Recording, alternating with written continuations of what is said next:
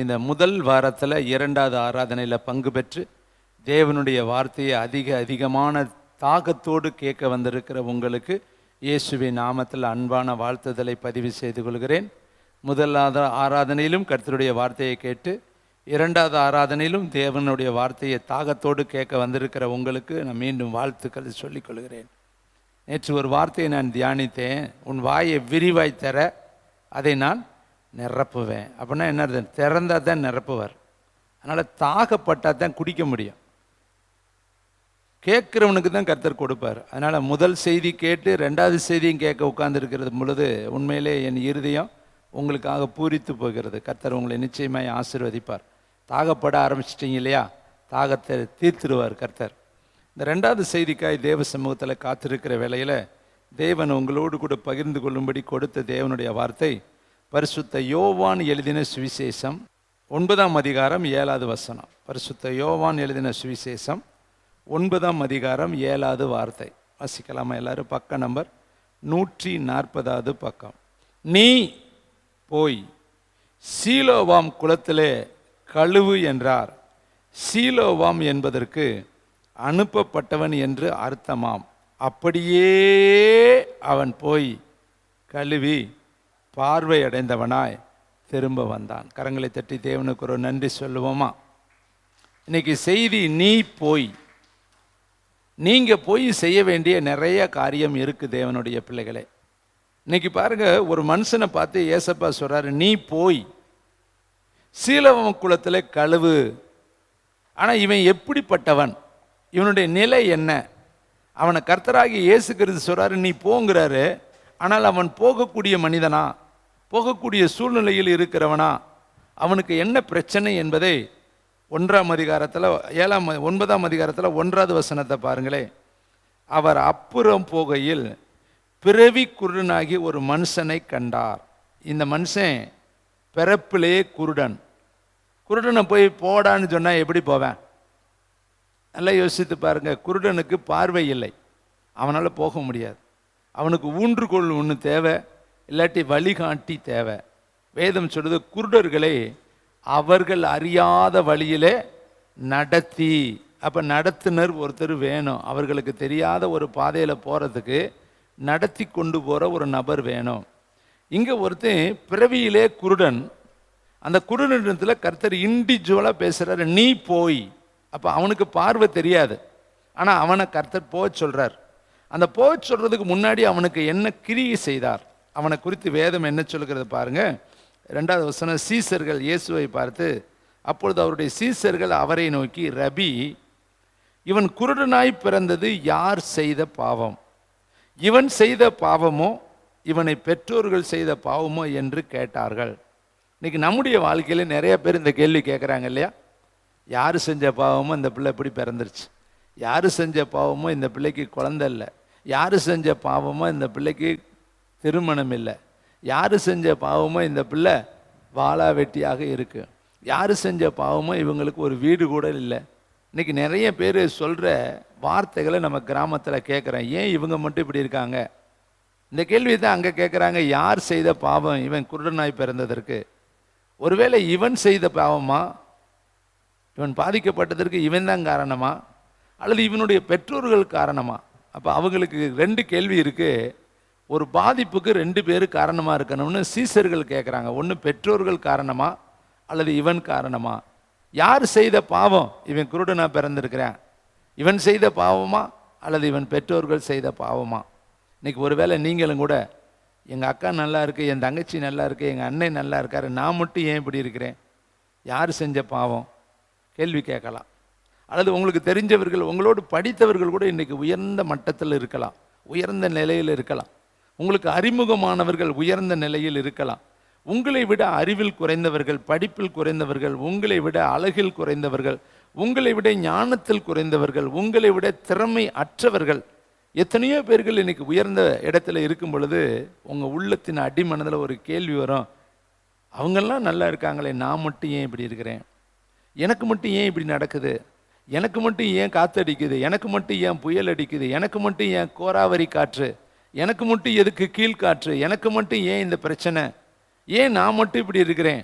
இன்னைக்கு உட்கார்ந்து இருக்கிற 99% இந்த ஒரு கேள்வி உங்கள் உள்ளத்துக்குள்ளே இருக்குது. ஏன் எனக்கு வாழ்க்கையில் மட்டும் புயல்? ஏன் என் வாழ்க்கையில் மட்டும் தடைகள்? ஏன் என் வாழ்க்கையில் மட்டும் கஷ்டம்? ஏன் என் வாழ்க்கையில் மட்டும் துக்கம்? ஏன் என் வாழ்க்கையில் மட்டும் இழப்புகள்? ஏன் என் வாழ்க்கையில் அமைதி இல்லை? ஏன் என் வாழ்க்கையில் சந்தோஷம் இல்லை? நான் சந்தோஷமாய் வாழ்ந்து மாதங்கள் வருடங்கள் உருண்டோடி போனதே, இன்றைக்கு என் வாழ்க்கையில் மட்டும் ஏன் இந்த புயல் வீசுகிறது என்ற கேள்வி உங்கள் அடிமனதில் இருந்தால் அதற்கான பதிலை இன்றைக்கு பரிசுத்த ஆவியானவர் உங்கள் மத்தியில் பட்ட பகலை போல் அவர் கொண்டு வரப்போகிறார்.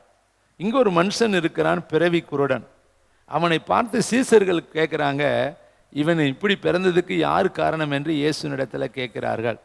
அதற்கு இயேசு சொல்லுகிற ஒரு அருமையான முத்தான மகிமையான மேன்மையான மகத்துவமான அற்புதமான ஒரு பதிலை 3வது வசனத்தில் பாருங்களே. இயேசு பிரதியுத்தாரமாக, அது இவன் செய்த பாவமும் அல்ல. நல்லா கைத்தட்டி கர்த்தருக்கு நன்றி சொல்லுங்க. பாவத்தினால் அவன் குருடனாய் பிறக்கலை. இப்போ நீங்களும் உட்கார்ந்துருக்கிறீங்க இல்லையா, கைத்தட்டி கொள்ளுங்க. உனக்கு நான் செஞ்ச பாவத்தினால உட்கார்ந்துருக்கல, நான் செஞ்ச பாவத்தினால எனக்கு தடை இல்லை, நான் செஞ்ச பாவத்தினால எனக்கு வியாதி இல்லை, நான் செஞ்ச பாவத்தினால எனக்கு பிரச்சனை இல்லை. நல்லா தெரிஞ்சுங்க, ரிசல்ட்டு இது உன்னால் வந்தது அல்ல. 2வது பதில், இவனை பெற்றவர்கள் செய்த. இன்னைக்கு நிறைய பிள்ளைகள் பெற்றோரை கோபிக்கிறாங்க. நீங்களும் கோபிச்சிருப்பீங்க. ஒன்றும் நீ எப்படி தான் என்னை பெத்தையோ தெரியலையே, உனக்கு போய் நான் பிள்ளையாக பிறந்துட்டேனே, உன் வீட்டில் பிறந்ததுனால தான் எனக்கு ஒரு வாழ்க்கையும் நல்லா அமையலை, உன்கிட்ட பிறந்ததுனால தான் என் பாரு சிரிக்கிறத பாரு பாப்பா, எப்படி இருதயத்தை கரெக்டாக பேசுகிறாரே, எப்படி இதை ஆவியானவர் எனக்கு காண்பித்ததை தான் சொல்கிறேன். இன்றைக்கி நிறைய பிள்ளைகள் பெற்றோர்களை சாபம் எடுக்கிறார். ஏன் நீ என்ன பாவம் செஞ்ச, என்ன அக்கிரமம் செஞ்ச, என்ன அநியாயம் செஞ்ச, ஏன் அப்படின்னு பெற்றோர்களை பிள்ளைகள் திட்டுறாங்க. ஆனால் கர்த்தர் சொல்கிறாரு, இவன் செய்ததும் அல்ல, இவன் பெற்றோர் செய்ததும் அல்ல.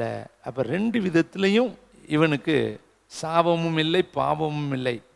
ஏன் அவன் அப்படி பிறந்தான்? கைத்தட்டி இந்த வார்த்தையை வாசிங்க. தேவனுடைய கிரிகைகள் இவனிடத்தில் வெளிப்படும் பொருட்டு இப்படி பிறந்தான். இப்போ பதில் கிடைச்சிருச்சா? ஏன் இவன் இப்படி பிறந்திருக்கிறான்? இப்போ பதில் சொல்லுங்க. ஏன் நான் இப்படி உட்காந்துருக்கேன் தெரியுமா? தேவனுடைய கிரியைகள் என்னிடத்தில் வெளிப்படும் பொருட்டு. ஏன் நான் இப்படி வாழ்கிறேன் தெரியுமா? தேவனுடைய கிரியைகள் என்னிடத்தில் வெளிப்படும் பொருட்டு.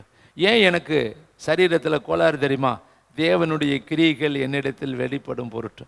ஏன் என் வாழ்க்கையில் பஞ்சம், வறுமை, தரித்திரம், கஷ்டம், கவலை, கண்ணீர், துக்கம், பாடு, அவமானம், இழப்பு, போராட்டம், கர்த்தருடைய கிரியைகள் என்னிடத்தில் வெளிப்படும் பொருட்டு. அப்போ பெற்றோராலும் அல்ல, என்னாலும் அல்ல, தேவனே அவருடைய நாமத்துக்கு மகிமையாக இந்த காரியத்தை என் வாழ்க்கையில் கர்த்தர் அனுமதித்திருக்கிறார். எத்தனை பேர் விசுவாசிக்கிறீங்க? கரங்களை உயர்த்தி கர்த்தருக்கு நீங்கள் உங்கள் பிறப்பை குறித்து வருத்தப்படாதீங்க. இன்றைக்கி நிறைய பேர் தான் நினைக்கிறேன், ஏன் நான் மட்டும் இப்படி உட்காந்துருக்கேன்? 38 வருஷமாக உட்காந்துருக்கிறது. எங்கள் பிறந்த நாளிலேருந்து எத்தனை வருஷங்க பிச்சை எடுக்கிறது. நான் மட்டும் ஏன் இப்படி பிறந்தேன்? எனக்கு மட்டும் ஏன் குஷ்டரோகம்? எனக்கு மட்டும் ஏன் திமிர்வாதம்? எனக்கு மட்டும் ஏன் சப்பானி? எனக்கு மட்டும் ஏன் வியாதி? எனக்கு மட்டும் ஏன் குழந்தை இல்லை? அண்ணாள் கேட்டால் சொல்லுவா. இன்னும் போய் லேயால கேட்டால் சொல்லுவா. எல்லாருக்கும் குழந்தை இருக்குது, எனக்கு மட்டும் ஏன் இல்லை? ஒவ்வொருத்தருக்கும் ஒரு கொஸ்டின் இருக்குது. அதுக்கு காரணம் நம்ம மற்றவங்களை சொல்லிக்கிட்டு இருக்கிறோம். கர்த்தர் சொல்கிறாரு, மற்றவங்களை நீ பார்க்காத, குறை சொல்லாத. கர்த்தருடைய கிரிகை உன்னிடத்தில் வெளிப்படும் பொருட்டு, கர்த்தருடைய மகிமை உன்னிடத்தில் வெளிப்படும் பொருட்டு, கர்த்தருடைய அற்புதங்கள் உன்னிடத்தில் வெளிப்படும் பொருட்டு கர்த்தர் தாமதிக்கிறார். பாருங்க, லாசரு வீட்டில் சொல்லி அனுப்பிட்டாங்க, அவங்க கடமையை அவங்க செஞ்சுட்டாங்க. நம்மளும் சொல்லி அனுப்பிட்டோம், நிறைய தடவை சொல்லிட்டோம். ஒரே பிரச்சனையை 1 கோடி தடவை நம்ம சொல்லியிருக்கிறோம்.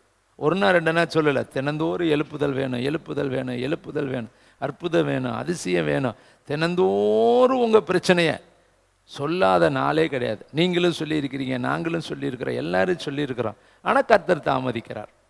லாசரு வீட்டிலிருந்து செய்தி மார்த்தாள் சொல்லி விட்டுட்டா, மரியாள் சொல்லி விட்டுட்டா, உடன் பிறந்தவர்கள் சொல்லி விட்டுட்டாங்க, எல்லார் மூலியமாகவும் செய்தி இயேசுவுக்கு போயிருச்சு. ஆனால் இயேசு தாமதிக்கிறார். ஏன் தாமதிக்கிறாரு? தேவனுடைய கிரியைகள் அவனிடத்தில் வெளிப்படும் பொருட்டு, தேவனுடைய மகிமை அந்த பட்டணத்தில் விளங்கும் பொருட்டு, தேவன் ஜீவன் உள்ளவர் என்பதை அந்த பட்டணங்களை அறிந்து கொள்ளும் பொருட்டு கர்த்தர் அந்த இடத்துல தாமதமாக இருந்தார். வேதம் சொல்லுது, கர்த்தர் தமது வாக்குத்தத்தத்தை குறித்து தாமதமாக இருக்கிறார் என்றால் எதற்காக? ஒருவரும் கெட்டு போகாமல் அனைவரும் மனம் திரும்ப வேண்டும் என்று அவர் நீடிய பொறுமையுள்ளவராய் காத்திருக்கிறார். ஒவ்வொன்றுக்கும் ஒரு காரணம் இருக்குங்க. தேவன் அமைதியாக இருக்கிறாருன்னா ஒரு காரணம் இருக்கும். அந்த இடத்துல நம்ம பதறக்கூடாது, அந்த இடத்துல நம்ம தடுமாறக்கூடாது. தேவனுக்கு அந்த செய்தி போய் கிடைச்சிருச்சு. மார்த்தாள் வீட்டிலேருந்து செய்தி போயிருச்சு, மரியாள் வீட்டிலேருந்து செய்தி போயிருச்சு, சீசர்களுக்கு செய்தி போயிருச்சு, அந்த சுற்றுப்புறத்தில் இருக்கிறவங்க மூலியமாகவும் செய்தி போயிருச்சு. ஆனாலும் பிதாவுடைய வேலைக்காக இயேசு காத்திருக்கிறார். வேதம் சொல்லுது, பிதாவுடைய வேலை இன்னும் வரலேன்னு கர்த்தர் சொல்றார். பிதாவே வேலை வந்துருச்சுன்னு கர்த்தர் சொல்றார். அப்போ ஒவ்வொன்றுக்கும் ஒரு நேரம் இருக்கு. உனக்கு அற்புதம் செய்வதற்குன்னு ஒரு நேரம் இருக்கு. அவர் செய்கிற அந்த அற்புதம் இருக்கு இல்லையா, அது தேவனுடைய நாம மகிமைக்காக இருக்கும். அதனால தான் அவர் தாமதிக்கிறார். அருமையானவர்களே, நீங்கள் அது சோர்ந்து போயிடக்கூடாது. இப்போ இப்படி ஒரு குருடனை நீ போங்கிறார். அப்போ நம்ம நினைப்போம்ல, அவனே குருடன், அவனை போக சொல்கிறாரே, எப்படி அவனுக்கு காரியத்தை செஞ்சு போக சொன்னார் பாருங்களேன். அது ரொம்ப ஆச்சரியமாக இருக்கும். அந்த வசனத்தை நீங்கள் கவனிங்க.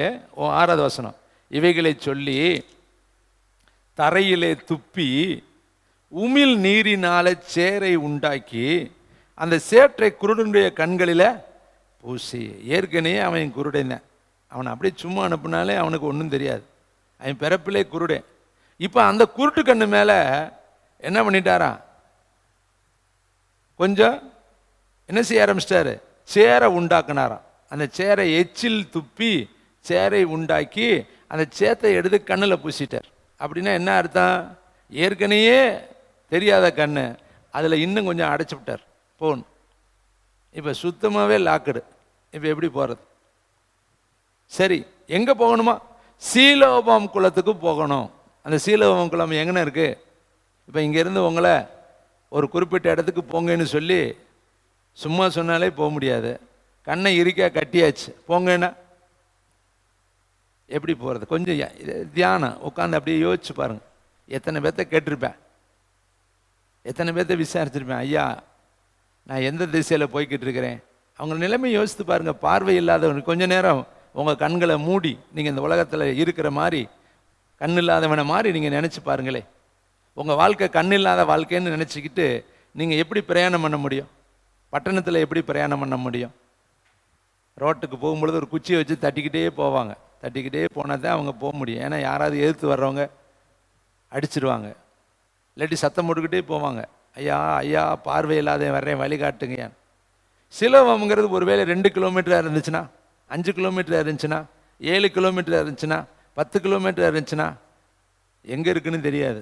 ஆனால் இவன் போகணும், அந்த இடத்த நோக்கி போகணும். பார்வை இல்லை, அந்த பார்வை இல்லாத அந்த கண்ணிலையும் சேத்த பூத்தியாச்சு.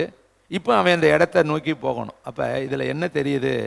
கர்த்தருடைய வார்த்தைக்கு அவன் கீழ்ப்படுகிறானா? தேவன் சொன்னதை அவன் செய்கிறானா?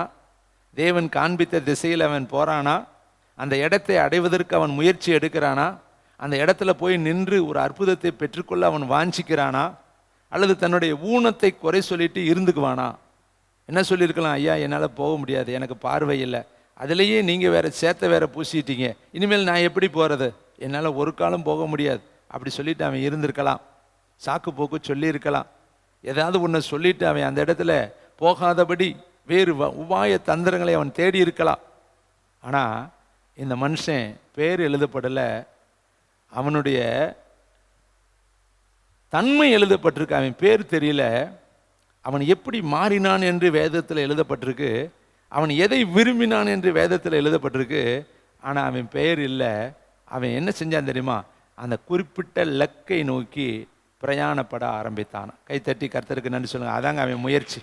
இந்த 7வது மாதம் தேவன் உனக்குன்னு வச்சிருக்கிற இடத்த நோக்கி, நீ பார்வை இல்லாதவன் தான், நீ குருடன் தான், உனக்கு தெரியல எப்படி போகிறதுன்னு தெரியல, எப்படி ஜெபிக்கிறதுன்னு தெரியல, எப்படி ஆராதிக்கணும்னு தெரியல, எப்படி வணங்கணும்னு தெரியல, எதை செய்தால் கர்த்தருக்கு பிரியம்னு தெரியல, எதை செய்தால் கர்த்தரை மகிமைப்படுத்தலான்னு தெரியல.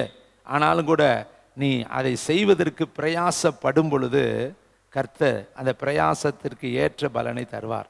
இவன் எத்தனை இடத்துல விசாரிச்சிருப்பான்? ஒருவேளை நான் நினைக்கிறேன் ஒரு 5 கிலோமீட்டர் சிலோபம் குளம் இருக்குதுன்னா, அவன் 5 கிலோமீட்டருக்கு போகணும்னா எத்தனை பேரை இடையில விசாரிச்சிருப்பான்? என்ன சொல்லியிருப்பான்? ஐயா சிலோபம் குளம் எங்கேயா இருக்கு, நான் போகணும். எதுக்கு நீ போகணும்? இயேசுன்னு ஒருத்தர் இருக்கிறாரியா, அவர் போய் அங்கே சுகமாக்குக என்னை அங்கே போக சொன்னார். அப்போ அந்த இயேசுவை அவர்களுக்கு அவன் அறிவித்தான். அப்படியே ஒவ்வொருத்தரும் கேட்க கேட்க அநேகர் கேட்டிருப்பாங்க, எங்கேயா போகிற, எங்கே போகிற, ஏன் வேற குளம் இல்லையா? அங்கேருந்து வர்றேன் நாகாமான்னு சொல்கிறேன், நான் கண்ணை குளிக்கிறதுக்கு, நான் தண்ணிக்குள்ளே முக்குறதுக்கு எங்கள் ஊரில் குளம் இல்லையா? அந்த நதியில் நான் குளிக்கக்கூடாதா? ஏன் இந்த நதியில் தான் யோர்தானில் தான் குதிக்கணுமா? அப்போ வேலைக்காரன் சொல்கிறேன், ஐயோ அவர் பெரிய ஒரு வேலை சொல்லியிருந்தா நீ செஞ்சிருப்பேல, பெரிய ஒரு காரியத்தை செய்ய சொல்லியிருந்தா நீ செஞ்சிருப்பேல, 7 தடவை தானே ஐயா முக்க சொன்னார், முக்குத்தான் பாருவே. அப்புறம் அவன் அந்த வார்த்தையை செய்து முடித்து 7வது முறை முக்கி எந்திரிக்கும் பொழுது, கர்த்தருடைய வார்த்தைக்கு கீழ்ப்படிஞ்சு செஞ்ச பொழுது, ஒரு சிறு பிள்ளையுடைய மாம்சம் போல் அவனுடைய மாம்சம் மாறிடும். இந்த 7வது மாதம் கர்த்தருடைய சொல்லுக்கு கீழ்ப்படிஞ்சு அவர் சித்தத்துக்கு செய்ய. சிலோவாமுக்கு போக சொல்றாரா, சிலோவாமுக்கு போ. கர்த்தர் எங்கே போக சொல்கிறாரோ அங்கே போ. அது உனக்கு கஷ்டமாக தான் இருக்கும், அது உன்னால் போக முடியாத தூரமாக தான் இருக்கும், அது உன்னால் செய்ய முடியாததை தான் இருக்கும். ஆனாலும் கர்த்தர் உன் கூட இருந்து செய்வதற்கான ஆலோசனைகளையும் வழிநடத்தல்களையும் காரியங்களையும் கர்த்தர் உனக்கு அழகாக செய்வார். இவனை போக சொல்லிட்டு அவர் போயிடல, இவன் போவதற்கான எல்லா சூழ்நிலைகளையும் வழிகளையும் ஆட்களையும் உதவியாளர்களையும் நபர்களையும் கர்த்தர் அவனுக்கு ஏற்படுத்தி கொடுத்துருப்பாரு. அதனால தான் அவன் கரெக்டாக அந்த குளத்துக்கு போனான். பாருங்க, வாசிங்க. நீ போய் சிலோவாம் கழுத்தில் கழுவு என்றார். சிலோவாம் என்பதற்கு அனுப்பப்பட்டவன் என்று அர்த்தமாம். அப்படியே கைத்தட்டுங்க. அவன் போய் இப்போ 10 கிலோமீட்டரா, 20 கிலோமீட்டரா, 5 கிலோமீட்டரா, 4 கிலோமீட்டரா, 3 கிலோமீட்டரா, 2 கிலோமீட்டரா, 1 கிலோமீட்டரா, ஆனால் போயிட்டான், கோலுக்கு போயிட்டான். கரெக்டாக கர்த்தர் சொன்ன இடத்த நோக்கி, தரிசன இடத்தை நோக்கி, தரிசன பள்ளத்தாக்கை நோக்கி, தேவன் வச்சிருக்கிற அற்புத வாசலை நோக்கி, அற்புத இடத்தை நோக்கி, அந்த கரெக்டாய் தேவன் சொன்ன, தேவன் தீர்மானித்த, தேவன் சொன்ன அந்த இடத்தை நோக்கி அவன் எத்தனையோ பிரயாசப்பட்டு கீழே விழுந்து மேலே விழுந்து முயற்சி எடுத்து எழுந்து பிரயாசப்பட்டு அந்த இடத்துல போய் நின்னான். இதை கேட்குற தம்பி, தங்கச்சி, தாயே, தகப்பனே, இந்த மாதம் உனக்கு ஒரு அற்புத மாதம். இந்த மாதம் உனக்கு ஒரு அதிசயமான மாதம். இந்த மாதம் உன்னுடைய நிந்தைகள் புரட்டி போடுகிற மாதம். இந்த மாதம் உன் கண்ணீர் துடைக்கப்படுகிற ஒரு மாதம். இந்த மாதம் இதுவரை நீ குருடைந்த, ஆனால் இந்த மாதம் நீ பார்க்க போகிற. கைத்தட்டி கர்த்தருக்கு. இத்தனை நாள் நீ தனிமையானவன் தான், ஆனால் இந்த மாதம் நீ தனிமையானவன் அல்ல. கர்த்தர் உனக்கு இதோ அற்புதங்களை செய்ய போகிறார். பிறவில இருந்து அவனுக்கு நடக்காத ஒரு அற்புதத்தை கர்த்தர் நடத்த போறாரு. அதற்கு சொல்றாரு, சீலோவாம் என்கிற இடத்துக்கு நீ போகணும். சீலோவாமுக்கு இடத்துல நீ போயிட்டேன்னா உன் வாழ்க்கையே டேனிங்காக மாறும், உன் வாழ்க்கையே மாறும், உன் பிரச்சனை மாறும், உன் வியாதி மாறும், உன் பிறவி கூணம் மாறும். உன் வாழ்க்கையில் இதுவரை இல்லாத ஒன்றை நீ பெற்றுக்கொள்ளணும்னா அனுப்பப்பட்ட இடத்திற்கு போ. கைத்தட்டி கர்த்தருக்கு நன்றி. தேவன் எங்கே உன்னை அனுப்புகிறாரு, அந்த இடத்தை நோக்கி புறப்படும். இன்னைக்கு செய்தி அதுதான். தேவன் காட்டுகிற இடத்தை நோக்கி நீ புறப்பட்டா உன் கண்ணு திறக்கும், உன் காது திறக்கும், உன் இதயம் திறக்கும், உன் உணர்வு திறக்கும், உன் குடும்பத்தில் இருக்கிற தடைகள் விலகும். உனக்கு ஒரு புதிய வழிகளை கர்த்தர் தருவார், புதிய ஒரு அற்புதங்களை கர்த்தர் உன் வாழ்க்கையில செய்வார். இதுவரை நீ பார்க்காத காரியங்களை உன்னுடைய வாழ்க்கையில நீ பார்க்க ஆரம்பிப்ப. அதற்கு நீ என்ன செய்யணும்? அனுப்பப்பட்ட இடத்தை நோக்கி நீ புறப்பட்டு போகணும். தேவனுடைய பிள்ளைகளே, இப்போ இவனுடைய பிரயாசத்தை நம்ம ஒரு வரியில் படிச்சுறதுனால அதை நம்ம தியானிக்கிறது கிடையாது. ஆனால் நீங்கள் கஷ்டப்பட்டு அதை உணர்ந்து கொஞ்ச நேரம் எடுத்து யோசித்து பார்த்தா அவன் போகிற இடத்துல எத்தனையோ இடத்துல விழுந்திருப்பான், எத்தனையோ இடத்துல திசை மாறி இருப்பான், எத்தனையோ இடத்துல அவனுக்கு வேறு ஒரு வழி வந்திருக்கும், எத்தனையோ இடத்துல விளையாட்டுக்காரர்கள் அவனுக்கு வேறே போக்க காட்டியிருப்பாங்க. இந்த இடத்துக்கு தாயா போகணும்னு சொல்லி வேறு வழியை காண்பிப்பார். அந்த இடத்துக்கு போய் அவன் ஏமாந்து திரும்பவும் அவன் வந்திருப்பான். இப்படி பல இடங்களிலே அவன் அலைந்து திரிந்து கடைசியில் எந்த இடத்திற்கு போகணுமோ அந்த இடத்திற்கு அவன் போய் சேர்ந்தான். கைத்தட்டி கர்த்தருக்கு. நீங்களும் போக வேண்டிய இடத்திற்கு போக தெரியாமல் பல திசைகளில் நீங்கள் சுற்றி அலைஞ்சு வந்திருப்பீங்க. ஆனால் இந்த மாதம் போக வேண்டிய இடத்திற்கு உங்களை கரெக்டாக பரிசுத்த ஆவியானவர் கொண்டு போக போகிறாரு. அதுக்கு தான் கர்த்தர் இந்த செய்தியை கொடுக்குறாரு. அவன் சீலோவாம் என்ற இடத்திற்கு போய் நின்றான். அவ்வளோதான். உள்ளே இறங்கினா, கழுவினான், பார்வை அடைந்தவனாய் திரும்பி வந்தான். கைத்தட்டி கருத்து உடனே அவனுக்கு ஒரு அற்புதம் நடந்துருச்சு. அவனுடைய வாழ்க்கையில இதுவரை இல்லாத ஒன்று. இதுவரை அவன் உலகத்தை பார்த்ததே கிடையாது, இதுவரை மரத்தை பார்த்தது கிடையாது, இதுவரை மனுஷனை அவன் பார்த்தது கிடையாது, இதுவரை மனுஷனுடைய சத்தத்தை கேட்டிருக்கான், ஆனா மனுஷனை பார்த்தது கிடையாது. இதுவரை மரத்தை பத்தி கேட்டிருக்கிறான், மரத்தை பார்த்தது கிடையாது. விலங்கை பத்தி கேட்டிருக்கிறான், விலங்கை பார்த்தது கிடையாது. உலகம், சூரியன், சந்திரன் எல்லாம் கேட்டிருக்கிறான், பலர் சொல்லி இருப்பாங்க, ஆனால் பார்த்தது கிடையாது. பணத்தை பத்தி கேட்டிருக்கிறான், பார்த்தது கிடையாது. ஆனா இன்றைக்கு இத்தனை ஆண்டுகள் பார்க்காத ஒன்றை இந்த நாளில் கர்த்தர் பார்க்கும்படி அவனுடைய கண்களை கழுவி அவனுக்கு புதிய கண்களை கொடுத்தார். எத்தனை பேர் விசுவாசிக்கிறீங்க? இன்னைக்கு இதுவரை நீங்க பார்க்காத ஒரு அற்புதத்தை நீங்க பார்க்க போறீங்க. நான் விசுவாசிக்கிறேன். இதுவரை நீங்க போகாத ஒரு சீலோபமுக்குள்ள கர்த்தர் உங்களை கொண்டு போக போகிறார். இதுவரை நடக்காத ஒரு அற்புதம் உங்க வாழ்க்கையில் நடக்க போகுது. இதுவரை நீங்கள் காலடி எடுத்து வைக்காத ஒரு புதிய ஆசீர்வாதத்துக்குள்ள கர்த்தர் உங்களை காலடிகளை எடுத்து வைக்க போகிறாரு. இந்த நாள் உங்களுடைய வாழ்க்கையில இதோ 100க்கு அதிக கிருபைகளை கர்த்தர் உங்க மேல ஊற்ற போறாரு. ஒரே விதை தாங்க. அந்த விதை நல்ல நிலத்துல தான் விழுந்துட்டா சிலது 30ஆக, சிலது 60ஆக, சிலது 100ஆக பலன் கொடுக்கும். பார்த்தீங்களா? ஒரு விதை தாங்க. ஆனா அந்த விதையில 30ம் இருக்குது, 60ம் இருக்குது, 100ம் இருக்குது. விதை ஒண்ணுதான், விதைக்குள்ள இருக்கிற பவர் ஒண்ணுதான். ஆனா விழுந்த இடத்துல இருக்கிறதாங்க முக்கியம். இப்போ உங்க மேல விழுகிற வார்த்தை சிலருக்குள்ள 30% தான் கிரியை செய்யும், சிலருக்குள்ள 60% கிரியை செய்யும், சிலருக்குள்ள 100% கிரியை செஞ்சிடும். கை தட்டிங்க, நீங்க 100% உங்களுக்குள்ள கிரியை செய்யணும். பார்த்தீங்களா? அவன் இயேசுவோடு நடந்தவன் அல்லங்க, அவன் இயேசுவனுடைய சீசனாக அவன் அதற்கு முன்னாடி இல்லைங்க. ஆனா அந்த இயேசுவோடைய வார்த்தை மேல அவன் வச்சிருந்த நம்பிக்கை பார்த்தீங்களா? கரெக்டாக பிடிச்சிக்கிட்டாங்க. சீலோவாமுக்கு போனாரு, வேற குளத்துக்கு அவன் போகலைங்க. அந்த சீலோவை அவன் விசாரிச்சுக்கிட்டு, இதுவரை அவன் சீலோவாம் பார்த்தது கிடையாது, இதுவரை அது எங்கே இருக்குன்னு அவனுக்கு தெரியாது, இதுவரை அந்த குளத்தில் போனால் அற்புதம் நடக்குன்னு அவனுக்கு தெரியாது, இதுவரை அந்த குளத்துக்குள்ளே அனுப்பப்பட்டா அற்புதம் நடக்குன்னு அவனுக்கு தெரிஞ்சிருந்தா ஏற்கனவே அவன் குளத்துக்கு போயிருப்பான் இல்லையா? இப்போ தான் அவனுக்கு தெரியுது. அந்த குளத்தை விசாரித்து விசாரித்து விசாரித்து விசாரித்து கரெக்டாக போய் குளத்தில் கால் வச்சான் பாருங்க, கழுவுனான் பாருங்க, தண்ணியை அள்ளித்தாங்க கழுவுனா. உடனே அவனுடைய கண்கள் இருக்கிற மீன் செதில்கள் விழுந்தது. அவனுக்கு அற்புதமான பார்வை, அதிசயமான பார்வை. இதுவரை அவன் உலகத்தை பார்க்காத அந்த மகிமையான பார்வையை கர்த்தர் அவனுக்கு கொடுத்தார். அவன் என்னவா மாறினான் தெரியுமா? அவன் எப்படிப்பட்டவனா மாறினான் பாருங்களே. பாருங்க 26 வசனம். அவர்கள் மறுபடியும் அவனை நோக்கி, உனக்கு என்ன செய்தான்? உன் கண்களை எப்படி திறந்தான் என்றார்கள். அவன் பிரதியுத்தரமாக, முன்னமே நான் உங்களுக்கு சொன்னேன், நீங்கள் கேளாமல் போனீர்கள், மறுபடியும் கேட்க வேண்டியது என்ன? அவருக்கு கை தட்டுங்க, சீசராக உங்களுக்கு மனது உண்டோ? அப்பொழுது அவர்கள் அவனை நோக்கி, நீ அவனுடைய சீசன், நாங்கள் மோசையுடைய சீசன். இப்போ இந்த குருடர் நான் இருந்தவன் பார்வை மட்டும் அடையலைங்க, இயேசுவின் சீசனாய் மாறிட்டான். கை தட்டுங்க. அவங்க சொல்றாங்க, நீங்க அவருடைய சீசன். அவன் கேட்குறான், அவருக்கு சீசராக உனக்கு மனது இருக்குதா? அப்படின்னா என்ன அர்த்தம்? அவன் மாறிட்டான், இயேசுவுடைய சீசனாக மாறிட்டான். நீங்க பிதா குமாரன் பரிசுத்த ஆவியினாலே ஞானஸ்தானம் கொடுத்து அவர்களை சீசராக மாற்றுங்கள். அப்ப ஊழியம் என்பது சீசத்துவம். அப்படின்னா உங்களை அடுத்த டெடிகேஷனுக்குள்ள கொண்டு போறது, சீசர்களாக மாற்றுவது. இயேசு ஞானஸ்தானம் கொடுத்து என்னவா மாற்ற சொன்னார்னா, சீசராக மாற்றுங்கள். நம்ம என்னவா இருக்கிறோம் தெரியுமா? இன்னும் பால் குடிக்கிற விசுவாசிகளாகத்தான் இருக்கிறாங்க. அதனால தான் எபிரேயருக்கு எழுதுறாரு, திரும்ப திரும்ப கைகளை வைத்தால் மரித்தோரின் உயிர் தெழுதல், ஞானஸ்தானம், இதவே சொல்லி பிள்ளைகளை வச்சிருக்காதீங்க, பூரணரமாக்கும்படி கடந்து போகணும். வாசிக்கலாமா? எபிரேயருக்கு எழுதின புஸ்தகம் 6ஆம் அதிகாரம். தேங்க்யூ வண்டர்ஃபுல் த ஹோலி ஸ்பிரிட், தேங்க்யூ ஜீசஸ். எபிரேயருக்கு எழுதின புஸ்தகம் பின்னாடி வாங்க, 6ஆம் அதிகாரத்துக்கு எல்லாரும் கடந்து வாங்க. ரிபகல ரபா ஷகல ரபோலிரி நிதிபல ரபா. தேங்க்யூ வண்டர்ஃபுல் த ஹோலி ஸ்பிரிட். 1வது வசனத்தை வாசிக்கலாமா?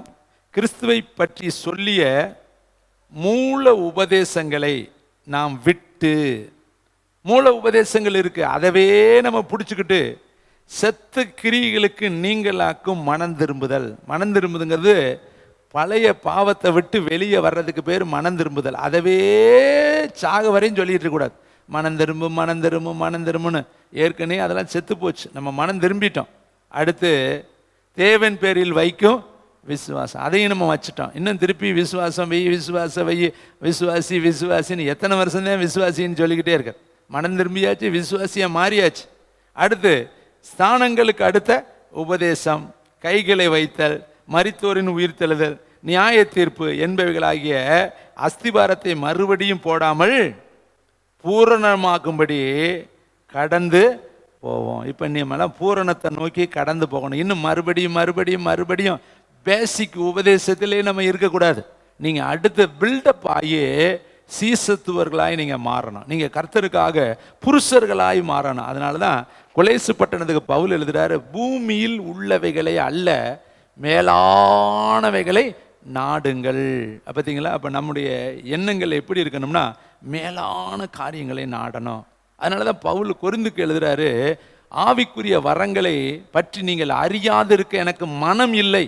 நீங்கள் ஆவிக்குரிய வரங்களை அறிந்து கொள்ள வேண்டும், அதை நீங்கள் பெற்றுக்கொள்ள வேண்டும், அதில் நீங்கள் நிலைத்திருக்க வேண்டும், அது உங்களுக்கு உரியது என்று சொல்லி அவர் எழுதுறாரு. அப்போ அருமையான தம்பி, தங்கச்சி, தாயே, தகப்பனே, இன்னைக்கு கர்த்தர் சொல்றாரு அந்த குருடனுக்கு சொன்ன வார்த்தை, நீ இப்போ நீ சப்போர்ட் கேட்காத, அடுத்த ஆளை உதவிக்கு கூப்பிடாத. நீங்கள் எங்கேயாவது ஒரு ஆளை போக சொல்லி பாருங்களே, கூட ஒரு ஆளை கூப்பிட்டுட்டு தாங்க போகிறாங்க. சின்ன பிள்ளைகிட்ட ஒரு வேலை சொன்னால் கூட இன்னொருத்தன் கூட்டிகிட்டு போட்டாங்கிறேன். இன்னைக்கு நாமும் கூட உனக்குன்னு ஒரு ஊழியம் இருக்குன்னா அது நீ தான் போகணும். அதில் இன்னொரு ஆளை கொண்டு என்ன ஸ்டெப்னியை சேர்க்காது. அவங்க அழைப்பு வேற, உங்கள் அழைப்பு வேற. அவங்க தெரிந்து கொள்ளுதல் வேற, உங்கள் தெரிந்து கொள்ளுதல் வேற. உனக்குன்னு கர்த்தர் ஒரு வேலையை கொடுத்தாருன்னா அந்த வேலையை நீ தான் செய்யணும். இப்போ இந்த குருடனுக்கு யாரையாவது சபார்டினேட்டரை அனுப்புனாரா? கூட யாரையாவது உடன் பங்காளிகள் அனுப்புனாரா? அவன் குருடைங்கிறது ஏசப்பாவுக்கு தெரியும். அவனா தனியாக போக முடியாதுன்னு ஏசப்பாவுக்கு தெரியும். அவரோட 12 சீசர்கள் இருந்தாங்க இல்லையா? அப்போ நம்மளாக இருந்தால் என்ன பண்ணியிருப்போம்? ஒரு சீசனை கூப்பிட்டு கொண்டு போய் சீலோவாம் குளத்தில் விட்டுட்டு வான்னு சொல்லியிருப்போம். ஆனால் ஏசப்பா அப்படி சொல்லலை. அவனே முயற்சி எடுத்து போகட்டும், அவனே கண்டுபிடித்து செயல்படட்டும், அவனுக்கே அந்த அக்கறை உண்டாகட்டும், அவனே அந்த முயற்சி எடுத்து அந்த இடத்தை நோக்கி போகட்டும், அற்புதம் பெற விருப்பம் இருந்தா அவன் இறங்கி கிரியை செய்யட்டும்னு சொல்லி கர்த்தர் அவனை அனுப்பி வச்சார். அப்போ இதில் என்ன சொன்னார்? ஒரு வார்த்தையை தான் ஏசப்பா சொன்னார், வழியை காட்டினார். அற்புதம் நடக்கிற இடம் சீலோவாம். அந்த இடத்த நோக்கி நீ போனேனா, அந்த இடத்துல போய் தண்ணீரை தொட்டேனா, அந்த தண்ணீரை அள்ளி கண்ணில் வச்சேனா உன் கண்ணு திறக்கப்பட்டுரும். அப்போ எங்கே அற்புதம் இருக்குதோ அந்த இடத்த நோக்கி நம்ம நடக்கணும். கைத்தட்டி கர்த்தருக்கு. அப்போ இந்த மாதம் கர்த்தர் சொல்கிறாரு, நீ செயல்பட ஆரம்பிக்கிற மாதம். நீ தான் போகணும், நீ தான் செயல்படணும். நீ செயல்பட வேண்டிய இடத்துல இன்னொரு நபரை செயல்பட நீ விடக்கூடாது. உனக்கு நீ தான் உத்தரவாதி, உனக்கு நீ தான் ஜெபிக்கணும், உனக்கு நீ தான் திறப்பில் நிற்கணும், நீ தான் போக வேண்டிய இடத்துக்கு நீ போகணும். இப்படி இன்னும் வேற யாரை கர்த்தர் அனுப்பினார்? நீ அப்படின்னு சொல்லி கர்த்தர் உரிமையாக சொல்கிறாரு. யாத்திரையாகமம் புஸ்தகம் 6ஆம் அதிகாரம் 11ஆம் வசனம். தேங்க்யூ வண்டர்ஃபுல் த ஹோலி ஸ்பிரிட். யாத்திரையாகமம் 6:11. இங்கே ஒரு பெரிய ரிவைவலுக்காக ஒரு மனிதனை கர்த்தர் எப்படி சொல்லுகிறாரு, எப்படி அவனிடத்தில் பேசுகிறார் என்பதை நம்ம இந்த வேதத்தில் பார்க்க போகிறோம். வாசிக்கலாமா? நீ எகிப்தின் ராஜாவாகிய பார்வோனிடத்தில் எடுத்துட்டீங்களா? 76வது பக்கம். தேங்க்யூ வண்டர்ஃபுல் த ஹோலி ஸ்பிரிட். யாத்திரையாகமம் 6ஆம் அதிகாரம் 11வது வசனம். மோசே கிட்ட கர்த்தர் பேசுகிறார். 10ஆம் வசனத்தில் பாருங்க. பின்பு கர்த்தர் மோசேயை நோக்கி, நீ இண்டிவிஜுவலாக சொல்கிறார் பாரு, நீ எகிப்தின் ராஜாவாகிய பார்வோனிடத்தில் போய் அவன் தன் தேசத்திலிருந்து இஸ்ரவேல் புத்திரரை அனுப்பி போக விடும்படி அவனோடு பேசு என்றார். நீ பேசு. இது யாரை மட்டும் குறிக்கிறது? மோசையை மட்டும். Individual person. மோசே தான் போகணும். யாருக்கிட்ட போகணும்? பார்வோனுக்கிட்ட போகணும். பார்வோன் யாரு? எகிப்தினுடைய ராஜா, எகிப்தினுடைய பெரிய மன்னன். அவன்கிட்ட சாதாரணமாக போக முடியாது. அவன்கிட்ட போனோம்னா தலை துண்டித்து போயிடும். அவன் கோபம் கொண்ட ராஜாவினுடைய கோபம் சிங்கத்தின் கெர்ச்சிப்புக்கு சமானம். ஒருவேளை ராஜா கோவிச்சு கையை நீட்டி அவனை தூக்குடான்னு சொன்னால் அவ்வளோதான், அவனுடைய வாழ்க்கை போயிடும். அப்போ இவன் சாதாரண ஒரு காரியத்தை கர்த்தர் மோசைக்கிட்ட சொல்லல, ஒரு பெரிய எகிப்தினுடைய மண்ணுக்கிட்ட தனியாக போக சொல்கிறாரு. நீ போ, நீ தான் போகணும், நீ தான் எகிப்துக்கு போகணும். இந்த மாதம் கர்த்தர் உங்களுக்கு சொல்கிறாரு, நீ தான் போகணும். பாதாளத்தை மேற்கொள்ள, நரகத்தை மேற்கொள்ள, லூசிபரை மேற்கொள்ள, அந்தகாரத்தை அழிக்க, பாதாளத்தினுடைய கோட்டைகளை உடைக்க நீ தான் போகணும். நீ தான் நிற்கணும், நீ தான் ஜெபிக்கணும், நீ தான் ஆராதிக்கணும், நீ தான் மண்டியிடணும், நீ தான் யுத்தம் பண்ணணும். அப்போ நீ போக வேண்டிய இடத்திற்கு இன்னொருத்தரை கூட்டிகிட்டு போகக்கூடாது. அப்போ இந்த மாதம் உனக்கு ஆசீர்வாதம் வேணுமா? நீ சீலோவாமுக்கு போ, நீ பார்வோன்ட்ட போ. பக்கத்தில் பார்த்து சொல்லுங்கள், நீ போக வேண்டிய இடம் சீலோவாம் நோக்கி போ. வேறு வழியே கிடையாது. அங்கே போனால் தான் உன் கண்ணு திறக்கும். நீ பார்வோன்ட்ட போனால் தான் அற்புதம் நடக்கும். அங்கே எத்தனை பேர் இருக்கான்? கிட்டத்தட்ட 20 லட்சத்திற்கு அதிகமானவன் அடிமையாக இருக்கிறான். அத்தனை பேர்த்தையும் விடுதலையாக்க நீ ஒரு ஆள் தேவை. எனக்கு பிறப்பிலேயே நீ அதற்காகத்தான் தெரிந்து கொள்ளப்பட்ட நீ தாமதிக்க 20 லட்சத்திற்கும் அதிகமான ஜனங்கள் எகிப்தில் அடிமைத்தனத்தில் வேதனைப்படுகிறார்கள். நீ இங்கே குளிர் காஞ்சிக்கிட்டு இருக்க, நீ இங்கே மாமியார் வீட்டில் மாமனார் வீட்டில் சுகமாக இருக்கிற. ஆனால் அங்கே இருக்கிறவங்களோ ஒவ்வொரு நாளும் செங்கல்களை அறுத்து கொண்டு ஒவ்வொரு நாளும் அடிமைத்தனத்தில் இருக்காங்க. அதனால் நீ புறப்படு. நீ சும்மா இருக்கிற காலம் அல்ல, நீ ஓய்ந்திருக்கிற காலம் அல்ல. பாருங்க, ஆகாஸ்வேர் ராஜா கிட்ட போக சொல்லி மொர்தெக்காய் எஸ்தருக்கு ஒரு காலிங் ஆல்டர் கால் கொடுக்குறாரு. ஏம்மா, நீ இந்த காலத்தில் மௌனமாக இருந்தேன்னா யூதர்களுக்கு ரட்சிப்பு வேறொரு வழியாக வந்துடும். இந்த காலத்திற்கு உதவியாக இருக்கும்படி தான் உனக்கு ராஜ மேன்மையே கர்த்தர் கொடுத்துருக்கிறார். ஒருவேளை இந்த காலத்தில் உன் வாயை பூட்டிக்கிட்டு பேசாமல் உட்கார்ந்துருந்தேன்னா வேறொரு வழியாக ரட்சிப்பு வந்துடும். அப்பொழுது நீயும் உன் தகப்பன் வீட்டாரும் அழிஞ்சு போவீங்க. அப்போ நீ புறப்படு. அவள் தான் புறப்படணும், அவள் தான் குளிக்கணும், அவள் தான் சீவணும், அவள் தான் பவுடர் அடிக்கணும், அவள் தான் சுத்திகரிக்கணும். 12 மாதம் சுத்திகரிக்கணும். 6 மாதம் இந்த போலம் அந்த போலம், இந்த சுத்திகரிப்பு அந்த சுத்திகரிப்பு எல்லாத்தையும் அவள் போய் உட்காரணும். ராஜாவை சந்திப்பதற்கு 24 மணி நேரம் அவருடைய மைண்டில் அவள் ரெடி ஆகணும். அதுக்கு உபவாசிக்கணும், அதுக்கு ஜெபிக்கணும். நீ தான் புறப்படணும். நீ புறப்படாட்டி வேற வழியே கிடையாது. உன்னை தான் கர்த்தர் வைத்திருக்கிறார். அதுக்கு தான் உனக்கு ராஜ மேன்மை. 3 நாளுங்க அவள் சாப்பிடலை, தண்ணி குடிக்கலை, புசிக்கலை, குடிக்கலை, புசிக்கலை, எதுவுமே செய்யலை, உட்கார்ந்துருக்கிறா. யாரு? தான் வீட்டுக்காரர் தாங்க, தன்னுடைய மணவாளன் தாங்க, தன்னை பிரியமாக ஏற்றுக்கொண்டவர் தாங்க. ஆனால் அவர்கிட்ட போகிறதுக்கு 3 நாள் உபவாசித்து அழுதாள், ஜெபித்தாள். ஏன்னா அங்கே ஒரு சட்டம் இருக்குது, அழைக்கப்படாமல் யாருமே போகக்கூடாது. அப்போ அந்த சட்டத்தை மீறணும்னா 3 நாள் அவர் அந்தரங்கத்தில் உலாவ வேண்டியது இருக்குது, அந்தரங்கத்தில் போராட வேண்டியது இருக்குது, அந்தரங்கத்தில் ஜெபிக்க வேண்டியது இருக்குது. இதை கேட்குற தம்பி, தங்கச்சி, தாயே, தகப்பனே, மோசையை பார்த்து கர்த்தர் சொல்கிறாரு, பார்வோன் விடுவிக்க ரெடியாக இருக்கிறேன்ப்பா. பார்வோன்ட்டு நீ போனேன்னு நான் கிரியை செய்ய ஆரம்பிச்சிடுவேன். ஏனென்றா தேவனுடைய கிரியைகள் இவனிடத்தில் வெளிப்படும் பொருட்டு இவன் இப்படி பிறந்திருக்கிறான். மோசையை மட்டும் கர்த்தர் ஏன் பாதுகாத்தாரு? அவனுக்கு மட்டும் ஏன் ஜீவரட்சனை கொடுத்தாரு? அவனுக்கு மட்டும் ஏன் கிருபை பாராட்டினார்? 2 வயதுக்கு உட்பட்ட எல்லா பிள்ளைகளையும் கொல்லும் பொழுது மோசையும் கொண்டிருப்பாங்க இல்லையா? எல்லாருக்கும் அழிவு வந்த பொழுது இவன் ஒருத்தன் மட்டும் ஏன் படகுல வச்சு, கப்பலில் அந்த இதில் வச்சு, கூடையில் வச்சு பாதுகாக்கப்பட்டான்? ஏன் பார்வோன் வீட்டில் போய் அவனுக்கு தஞ்சம் கிடைச்சிச்சு? பார்வோன் வீட்டில் எப்படி இவன் வளர்க்கப்பட்டான்? இதெல்லாம் மனுஷீகத்தில் நடக்கிற காரியம் அல்ல. தேவாதி தேவன் அவனை தப்புவித்து அவங்க வீட்டு எல்லையிலே கொண்டு போய் வைத்து அவங்க நிழலிலே இவனை வாழ வைத்து அந்த சாஸ்திரங்களெல்லாம் இவனை கற்க வைத்து பார்வோனுடைய சகல சாஸ்திரத்தையும் எகிப்தினுடைய சகல சாஸ்திரத்தையும் அவன் கற்று தேர்ந்தான். கை தட்டிக்கிற அவனுக்கு எல்லாமே தெரியும். எகிப்தில் இருக்கிற எல்லா மந்திரவாத வல்லமைகள், சாஸ்திர வல்லமைகள், எகிப்தினுடைய சகல சட்ட திட்டங்கள், எகிப்தில் இருக்கக்கூடிய சகல விதமான அந்த வேத அந்த நாட்களில் இருக்கக்கூடிய கட்டளைகள் எல்லாம் அவனுக்கு தெரியும். அங்கே இருக்கிற பிரமாணங்கள் எல்லாம் தெரியும். அந்த எகிப்தினுடைய சகலத்தையும் அவன் கற்று தேர்ந்தவன். இந்த காரியத்தெல்லாம் கர்த்தர் ஒரு நோக்கம் இல்லாமல் அவனுக்கு செய்யலை. ஆனால் கடைசியில் ஆடு மேய்த்து கொண்டு இருக்கிறான். எல்லாத்தையும் மறந்து போயிட்டான். ஆட்டை தவிர இப்போ அவனுக்கு வேற ஞாபகம் கிடையாது. அதனால தான் அவன் சொல்கிறேன், நான் மந்த புத்தியும் திக்கு வாயும் உள்ளவன், எல்லாத்தையும் நான் மறந்துட்டேன், எல்லாம் என்னை விட்டு போயிருச்சு, எனக்கு ஒன்றுமே தெரியாதுங்கிறேன். அப்போ தான் கர்த்தர் சொல்கிறார், நீ போ, உனக்கு வாயாக ஆரோனை தர்றேன், நீ போய் தான் பார்வோன்ட்ட பேசணும். அப்போ முதல் ப்ராப்பர்சி சிலோமுக்கு நீ போ, 2வது ப்ராப்பர்சி பார்வோன்னுட்டு நீ போய். பக்கத்தில் சொல்லுங்கள், போக வேண்டிய இடம் வந்துருச்சு.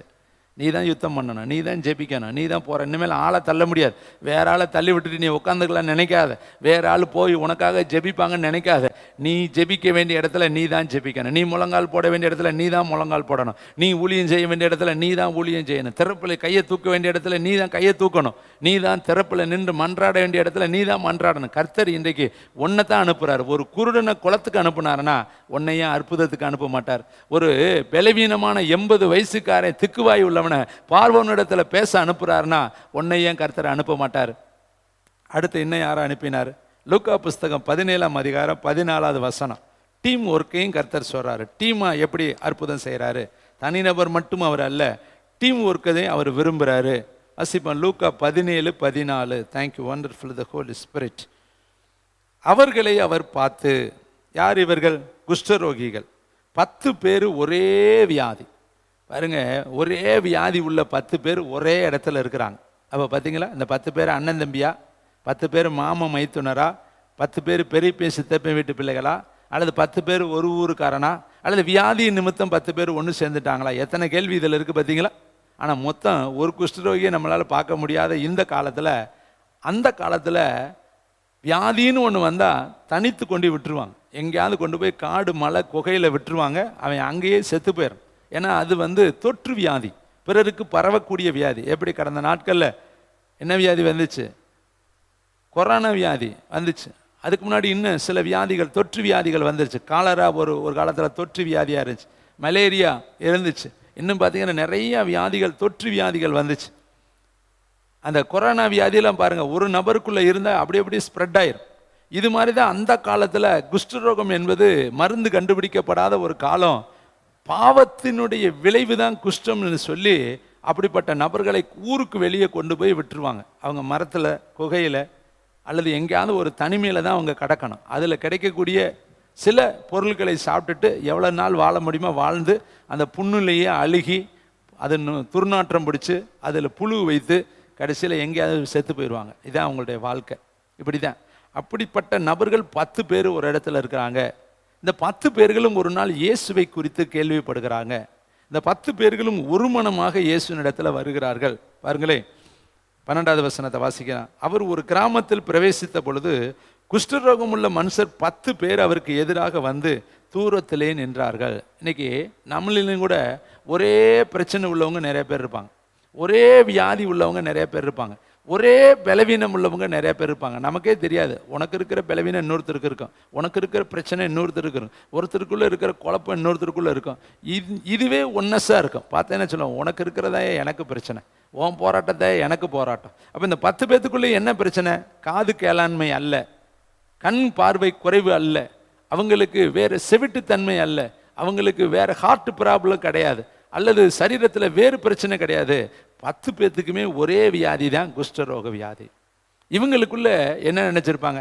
எனக்கு தாண்டா இப்படி இருக்குன்னா உனக்குமா இப்படி, என் வாழ்க்கை தான் இப்படின்னா உன் வாழ்க்கையுமா இப்படி, என்னடா நம்ம வாழ்க்கை இப்படியே இந்த வியாதியில் எத்தனை வருஷம் வாழ்கிறது? யோசித்து பாருங்கள். வியாதியாக இருக்கிறவங்கள்ட்ட போய் பார்த்தாரா அவங்க சொல்லுவாங்க, எத்தனை வருஷம் தாங்க இதை நாங்கள் பார்க்குறது, எத்தனை வருஷம் தாங்க இதை நாங்கள் சுமக்கிறது, எத்தனை வருஷம் தாங்க இதோடு நான் போராடுறது, பேசாமல் ஓட்டத்தை முடிச்சுக்கலான்னு விரும்புகிறேன், எப்போ சாவு வரும்னு விரும்புகிறேன்.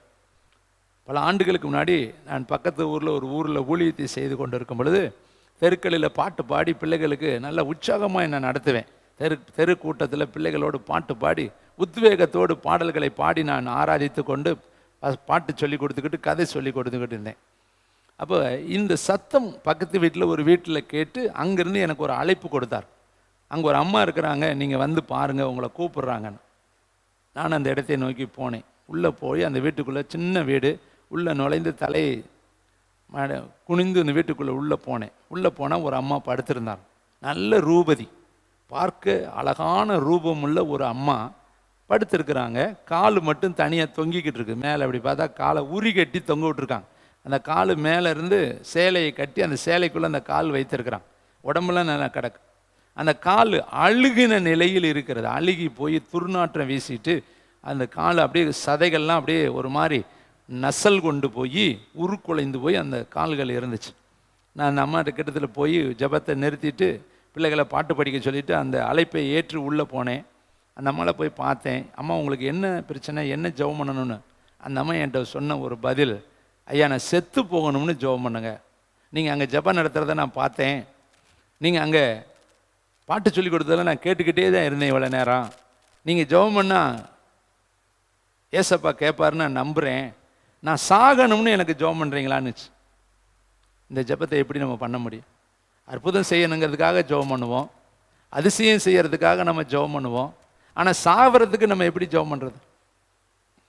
அந்த அம்மா சொன்னிச்சு, என்னால் வேதனை தாங்க முடியல, என்னால் கஷ்டப்பட முடியல, என் உடம்பெல்லாம் நாறுது, அழுகி போச்சு, உள்ள புழு முண்டுது. என்னம்மா நீங்கள் வேலை செஞ்சீங்க? நடிகை. நான் நாடகத்தில் அந்த முதல் நடிகை வந்து ஆடுவாங்க இல்லையா, அந்த ஆட்டம் ஆடக்கூடிய நடிகை நான். ஆனால் என் வாழ்க்கையில் இப்படிப்பட்ட ஒரு வந்துருச்சு. கண்ணீரோடு அந்த அம்மாவுக்காக ஆண்டவரே ஒரு அற்புதத்தை பெற்றுக்கொள்ளணுமே. ஏன் இதை உங்களுக்கு சொல்கிறேன்னா, உலகத்தில் வியாதியினால் எத்தனையோ பேர்கள் மரணத்தை விரும்புகிறார். மரணம் வரமாட்டேங்குது. இந்த 10 பேர் குஷ்டரோகிங்க. இந்த இந்த 10 பேருக்கும் பெற்றோர்கள் சாவத்தான் அவனை விட்டுருக்காங்க, போய் வனாந்தரத்தில் போய் செத்துருணும். ஆனால் இந்த 10 பேருக்கும் ஒரு நற்செய்தி கிடைச்சிச்சு. இயேசு என்கிற சுகம் கொடுக்கிறவர் இந்த வழியாய் வருகிறார், இயேசு என்கிற அற்புதமான ஒருத்தர் இந்த வழியாய் வருகிறார் என்று கேள்விப்பட்ட உடனே அவர்கள் 10 பேரும் ஒரு மனமாய் சேர்ந்தார்கள், இசைந்தார்கள், ஒன்று கூடினார்கள், இயேசுவினிடத்தில் தீவிரித்தார்கள். 10 பேரும் இயேசுவினிடத்தில் வந்த பொழுது இயேசு சொன்ன வார்த்தை தான் ரொம்ப முக்கியம். 14வது வசனத்தை பாருங்க. அவர்களை அவர் பார்த்து, அவர்கள் என்ன கேட்டாங்க? 13, இயேசு ஐயரே எங்களுக்கு இறங்கும் என்று சத்தம் இட்டார்கள், கதறினார்கள், கூப்பிட்டார்கள், கூக்குரலிட்டார்கள், சத்தத்தை உயர்த்தினார்கள். இதை கேட்குற தம்பி, தங்கச்சி, தாயே, தகப்பனே, இயேசு என்ன பண்ணார் தெரியுமா? இயேசு அவர்களை பார்த்து, நீங்கள் போய் ஆசாரியர்களுக்கு உங்களை காண்பீங்க. கைத்தட்டுங்க. இன்னைக்கு இதான் செய்தி. நீ சிலோமுக்கு போகணும், பார்வோன்கிட்ட போகணும், ஆசாரியனுக்கிட்டையும் போகணும். அப்போ சிலோம்லேயும் அற்புதம் இருக்குது, பார்வோனுக்கிட்ட போனாலும் உனக்கு அற்புதம் இருக்குது, ஆசாரியனுக்கிட்ட போனாலும் அற்புதம் இருக்குது. கர்த்தர் அவராக ஒன்றும் செய்யலை. நீ எங்கே போங்கிற? ஆலயத்துக்கு போ, அங்கே இருக்கிற பிரதான ஆசாரியனுக்கிட்ட போ. அவனுக்கிட்ட நீ போகும் பொழுது உனக்கு ஒரு அற்புதம் நடக்கும். அவன் ஜெபிக்கும் பொழுது உனக்கு ஒரு அற்புதம் நடக்கும். ஆலயத்தினுடைய வாசலுக்குள்ளே நீ நுழையும் பொழுது ஒரு அற்புதம் நடக்கும். குஷ்டரோகிகள் வீட்டுக்குள்ளேயே போகக்கூடாது. அப்படி எப்படி ஆலயத்துக்குள்ளே போக முடியும்? அது பரிசுத்த பிரகாரம் அல்லவா? அங்கே போகக்கூடாது, சட்டம் அப்படி இருக்குது, அந்த காலத்து சட்டம். ஆனாலும் கர்த்தர் சொல்கிறாரு, ஆலயத்தை நோக்கி போ. இன்னைக்கு உங்களுக்கு ஒரு ப்ராப்பர்ஸ் என்ன தெரியுமா? இந்த 7ஆம் மாதத்தில் ஆலயத்தை விடாதீங்க, ஆலயத்தை பற்றி கொள்ளுங்க, ஆலயத்தில் குடியிருப்பதை நீங்கள் தெரிந்து கொள்ளுங்க. தாவீது ராஜா சொல்றார், 1000 நாள் உலகத்தில் வாழ்வதை விட ஒரு நாள் தேவனுடைய ஆலயத்தில் இருப்பது மேலானது என்று அவர் சொல்றார். நீ பார்த்தீங்களா, அந்த மேலானதை நம்ம விட்டுறோம். வாரத்துக்கு ஒரு நாள் வேடிக்கை பொருள் மாதிரி வந்து பார்த்துட்டு போகிறோம். ஆலயம் என்பது ஞாயிற்றுக்கிழமைக்கு மட்டும் ஆலயம் கிடையாதுங்க. திங்கட்கிழமையும், செவ்வாய்க்கிழமையும், புதன்கிழமையும், வியாழக்கிழமையும், வெள்ளிக்கிழமையும், சனிக்கிழமையும் உங்கள் கால்கள் ஆலயத்தில் நிற்கணும். தினந்தோறும் வரணுங்க. வீட்டில் தானே சும்மா இருக்கிறீங்க, ஆலயத்தை நோக்கி வரணும். இன்னைக்கு எத்தனை உலகத்தில் இருக்கிற மனுஷனை பாருங்கள், சாயந்தரம் ஆனால் அவங்க போகக்கூடிய நம்பிக்கைக்குரிய இடத்த போய் சுற்றி சுற்றி வலம் வருகிறார். சில இடங்களில் உருண்டு காலம் போடுகிறார்கள், சில இடத்துல என்ன பண்ணுறாங்க? நடக்கிறார்கள், தவம் இருக்கிறார். ஆனால் அப்படியெல்லாம் கர்த்தர் சொல்லலைங்க. வந்து தேவனுடைய ஆலயத்தில் ஆராய்ச்சி செய்யும்படி அவருடைய ஆலயத்தில் வீற்றிருப்பதையே நான் தெரிந்து கொள்வேன். ஆலயத்தில் இருந்தவன் தாங்க தான் முதல் பெயர்செபா வரையும் தீர்க்கதரிசியாய் கர்த்தர் பிரகடனப்படுத்தினார். ஆலயத்தில் தாங்க ஒரு மனுஷன் இயேசுனுடைய வருகைக்காய், சீமோன் என்று சொல்லப்பட்டவன் இயேசுனுடைய வருகைக்காய் ஆலயத்தில் காத்திருந்தான். அங்கேயே நீங்கள் பார்த்தீங்கன்னா அன்னாள் வயது முதிர்ந்து வயதில் விதவையாக இருந்தாலும் தேவனுடைய ஆலயத்திலே அவள் இருந்தாள் என்று சொல்லி வேதத்தில் எழுதப்பட்டிருக்கிறது. அப்போ ஆலயம் என்பது ஜெப வீடு. கர்த்தர் சொல்றார், என் வீடு சகல ஜனங்களுக்கும் ஜெப வீடு. அப்போ அருமையான அந்த ஜெப வீட்டில் நான் அவர்களை சந்தோஷப்படுத்துவேன், மகிழ்ச்சிப்படுத்துவேன், ஆரவாரப்படுத்துவேன், உத்வேகப்படுத்துவேன். அப்போ வீட்டுக்குள்ளே, ஜெப வீட்டுக்குள்ளே வந்தால் உங்கள் மனசுக்குள்ளே ஒரு கிளர்ச்சி வரும். இந்த வீட்டுக்குள்ளே வரும்பொழுது தான் கர்த்தருடைய 7 கண்களும் உங்களை பார்க்கும். ஒரு உண்மை சம்பவத்தை, ஒரு வேடிக்கை கதை அல்லது உண்மை சம்பவம். ஒரு பையன் தன்னுடைய ஸ்கூலுக்கு எப்பொழுதும் போகும் பொழுது தேவனுடைய ஆலயத்தில் போய் நின்று அந்த தேவாலயத்துக்கு நேர கையை உயர்த்தி தன்னுடைய பெயரை சொல்லி இயேசுகிட்ட சொல்லுவானா, இயேசுவே நான் வந்திருக்கிறேன் அப்படின்னு சொல்லி அவனுடைய பெயரை அவன் சொல்லிட்டு அந்த ஆலயத்தை விட்டு அவன் கடந்து போயிடுவான். தினந்தோறும் அவன் அந்த ஆலயத்துக்கு போவான். தன்னுடைய பள்ளிக்கு போகிற வழியில் அந்த ஆலயம் இருக்கிறது. அந்த ஆலய வாசலில் போய் நின்று அவன் தன்னுடைய பெயரை சொல்லுவான். சொல்லி, ஆண்டவரே இயேசுவே நான் வந்திருக்கிறேன். அவ்வளோதான் அவனுக்கு ஜெபம் பண்ண தெரியும். அந்த ஆலயத்துக்கு நேராக கையை உயர்த்தி தன்னுடைய பெயரை சொல்லிட்டு போயிட்டு வரேன்ட்டு அவன் போயிடுவான். ஒரு நாள் அவனுடைய வழியில், அவனுடைய பாதையில் ஒரு விபத்து ஏற்பட்டு அவனுடைய ஹாஸ்பிட்டலில் அவன் இருக்கிறான். அப்போ அவன் அடிமனதில் ஒரு உணர்வு வந்துச்சு, நான் தினந்தோறும் அந்த ஆலயத்தில் போய் வாசலில் நிற்பேனே, அந்த ஆலயத்தில் இருக்கிற அந்த இயேசுனிடத்தில் நான் பேசுவேனே, இன்னைக்கு நான் ஆலயத்துக்கு போக முடியாதபடி நான் படுத்திருக்கிறேனே. அப்படி தான் அவன் நினைச்சான். அடுத்த நிமிஷம், அடுத்த நொடி அவன் படுத்திருந்த அந்த ஹாஸ்பிட்டலுடைய அவனுடைய பெட்டுக்கு அருகில் ஒரு சத்தம் கேட்டுச்சு. அவன் பெயரை சொல்லி, தம்பி நான் இயேசு வந்திருக்கிறேன்னு உன்னை பார்க்கேன்னு சொல்லி கையறந்துட்டு கர்த்தருக்கு நன்றி சொல்லும். அவன் துடிச்சு போனான், கத்திட்டான், கதறிட்டான். என்ன தேடி இயேசு வந்திருக்கிறார். அவன் பெயரை சொல்லி சொன்னார், நான் உன்னை பார்க்க வந்திருக்கிறேன். இத்தனை நாள் நீ என்ன தேடி வந்த, நீ வராததுனால நான் உன்னை தேடி வந்திருக்கிறேன். அவர் பார்த்தீங்களா, மனுஷருடைய நேசத்தை தேடுகிறவர்கள். வேதம் சொல்லுது, அதிகாலையில் என்னை தேடுகிறவர்கள் என்னை கண்டு அடைவார்கள். என்னை நேசிக்கிறவர்களே நானும் நேசிக்கிறேன்னு வார்த்தை சொல்லுகிறது. அவர் உங்களை நேசிக்கிறார். அந்த நேசம் நம்ம எப்படி ஒருத்தருக்கு ஒருத்தர் நேசமா இருக்கிறோமோ அது மாதிரி அவரு நம்ம மேல நேசமா இருக்கிறார். அதை நம்ம மறந்துட்டோம் தேவனுடைய பிள்ளைகள். இங்க பாருங்க, 10 பேருமே எங்க போறாங்க? இதுவரையும் அவங்க ஆலயத்துக்குள்ள போனது கிடையாது. ஆசாரியன்னா யாருன்னே தெரியாது. இதுவரையும் ஆலய வளாகம் அவர்களுக்கு தெரியாது. இதுவரையும் எந்த சபையினுடைய ஒழுங்கும் அவர்களுக்கு தெரியாது. ஆனா கர்த்தராகி இயேசு என்ன பண்ணியிருக்கலாம்? தொட்டு சுகமாக்கி வீட்டுக்கு அனுப்பியிருக்கலாம்ல. எத்தனையோ குருடனை தொட்டாரே, எத்தனையோ நபருக்குள்ள இருக்க பிசாசை அதற்றினாரே, எத்தனையோ பேர்களை எழுந்து படுக்கை எடுத்துட்டு போன்னு சொன்னாரே. ஆனா இவர்களை மட்டும் ஏன் ஆசாரியனை விட்ட காமிக்க போச்சுறாரு? இந்த 10 பேரை ஆசாரியர்கள் எடுத்துட்டு போக முடியுமா? விடுவாங்களா? உள்ள நுழைய முடியுமா?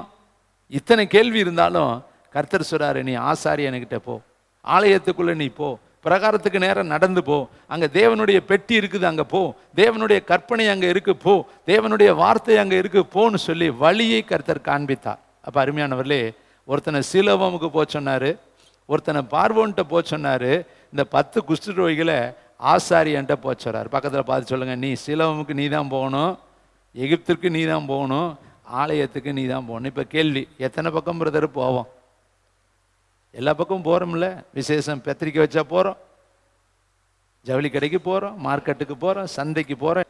அருமையானவர்களே, எல்லா இடத்திற்கும் நம்ம கர்த்தர் போச்சுற இடத்துக்கெல்லாம் போய்தான் ஆகணும். சரி, அப்படி அவங்க கீழ்ப்படிந்து போனாங்க இல்லையா? என்ன நடந்துச்சு பாருங்களேன். வசனம் சொல்லுது, ஆசாரியர்களுக்குள்ளே காண்பீங்கள் என்றால் கை தட்டுங்க. அந்தப்படி நல்ல கையை தட்டி வாசிக்கணும். ஏன்னா இதை உங்களை உற்சாகப்படுத்துறது. இப்போ ஒரு ப்ராப்பர்ட்டி சொல்லவா? கர்த்தர் சொன்னபடி நீ புறப்படு, கர்த்தர் சொன்னபடி நீ செய், கர்த்தர் சொன்னபடி நீ நட, கர்த்தர் சொன்ன கோட்டுப்படி நீ ஓட்டத்தை ஓடு, கர்த்தர் சொன்னபடி வலது பக்கம் இடது பக்கம் பார்க்காம நீ நட, அற்புதம் நடந்துடும். இப்போ நமக்கு ஏன் நடக்கல தெரியுமா? சொன்ன படி செய்யறதில்ல, வேற படி நம்ம செஞ்சா அவர்களை பார்த்து நீங்கள் போய் ஆசாரியருக்கு உங்களை காண்பீங்கள் என்றார். அந்த படி எந்த படி? காப்படி, அரைப்படி, முக்காப்படி, ஒரு படியா? அது இல்லை, அந்த படி வேற.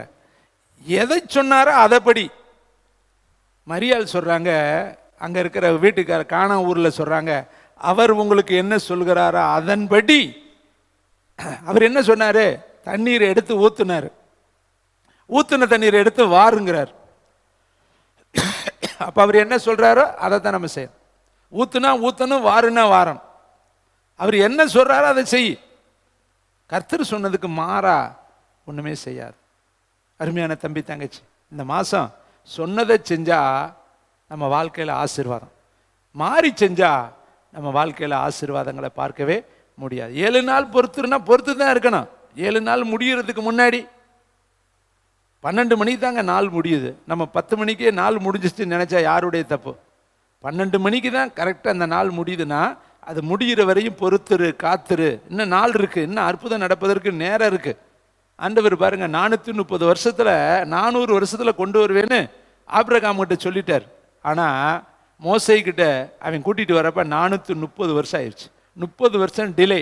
இந்த 30 வருஷம் எங்க உதைக்குதுன்னா, ஒரு மனுஷனுடைய கீழ்ப்படியாமையினால மீண்டும் 30 வருஷங்கள் இஸ்ரவேல் மக்கள் எகிப்தில் வேதனைப்பட்டார்கள். 30 வருஷம்னா எத்தனை வருஷம் பார். இங்கே பார்த்தா நிறையா பிள்ளைகளுக்கு 30 வயசே ஆகலை. அதுக்கு நினைக்குது, நாங்கள் ஜெபம் பண்ணி எத்தனை வருஷம் தாங்க காத்திருக்கிறது. ஏன்னா இன்னும் வர வேண்டிய ஆள் வரலையே, செய்ய வேண்டிய வேலை நடக்கலையே. பேதுருவும் யாக்கோப்பும் யோவானும் அன்னைக்கே அபிஷேகத்தை பெற்றுட்டு மானு போல துள்ளி குதிச்சு வந்திருந்தானா ஆலய வாசலில் இருக்கிற பிறவி சப்பானி எப்பயும் எந்திரிச்சு ஓடி இருக்கலாம். அவன் வர லேட்டானா இவன் புறப்பட முடியாது. பார்த்துருக்கிறீங்களா? ஒரு ட்ரெயின் ஆன் த வேல வருதுன்னா ஒத்த பாதை தான் இருக்குது. அப்போ அந்த ட்ரெயின் வந்தால் தான் இன்னொரு ட்ரெயின் எடுத்து போக முடியும். அப்போ இந்த ட்ரெயின் வர வரையும் அந்த ட்ரெயின் அங்கே வெயிட்டிங்கில் நிற்கும். அப்போ அங்கே இருக்கிறவன் நினைப்பேன், ஏன்டா வண்டியை நிப்பாட்டிருக்காங்க, எதனால டிலேனா முன்னாடி ஒன்று வந்துக்கிட்டு இருக்கு, அது வேகமாக வந்தால் தான் பாதை கிடைக்கும், பாதை கிடைச்சா தான் இது போக முடியும். அப்போ ஒன்றுக்கு ஒன்று தாமதிப்பதற்கு இன்னொருத்தருடைய வருகை தாமதமாகுது. இதை கேட்குற தம்பி தங்கச்சி தாயே தகப்பனே, இவர்கள் போகையில், அந்தப்படி போகையில், அப்போ இவங்களுக்குள்ள கீழ்ப்படிதலை கர்த்தர் பார்த்தார். நீ கீழ்ப்படிதல் இருந்தால் கர்த்தர் சொன்னபடி போவ, கர்த்தர் சொன்னபடி வலையை போடுவ, கர்த்தர் சொன்னபடி செயல்படுவ, கர்த்தர் சொன்னபடி. அவங்க சொல்கிறாங்க, என் தாய் என் தகப்பனை அடக்கம் பண்ண எனக்கு அனுமதி கொடுங்க. ஏசப்பா சொன்னார், மரித்தோரை அடக்கம் பண்ணட்டும், நீ முதல்ல என் பின்னாடி வா, உன்னை மீன் பிடிக்கிறவனை நான் மாற்றுவேன். கர்த்தர் சில இடத்துல சில வார்த்தைகளை சொன்னால் அதில் இருக்கிற நுணுக்கத்தை நம்ம அறிந்து நம்ம செயல்பட ஆரம்பிக்கணும். அந்தபடியே போனார்கள், போகையில் சுகமானார்கள். சரி, சுகமானவங்களில் 9 பேர் எங்கே போனாங்க? இன்னைக்கு அற்புதம் பெற்றவங்க எத்தனை பேர்? அதிசயம் பெற்றவங்க எத்தனை பேர்? எழுப்புதலுக்காய் பிரயாசப்படுறவங்க எத்தனை பேர்?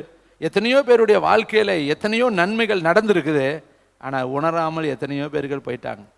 நான் இந்த ஊழியத்தினுடைய வளர்ச்சி 36வது ஆண்டு நான் நின்று கொண்டிருக்கிறேன். எத்தனையோ விசுவாசிகளை நான் பார்த்துருக்கிறேன், எத்தனையோ பற்றுதலின் உச்சத்தில் இருக்கிறவரை நான் பார்த்திருக்கிறேன், அபிஷேகத்தினுடைய ஆழத்துக்குள்ளே போனவர்களை நான் பார்த்திருக்கிறேன், எத்தனையோ வீராங்கனைகளை நான் பார்த்திருக்கிறேன். அவர்களாம் கொஞ்ச நாள் கழித்து பார்த்தோம்னா இருக்கிற இடமே தெரியாமல் போயிடுவாங்க.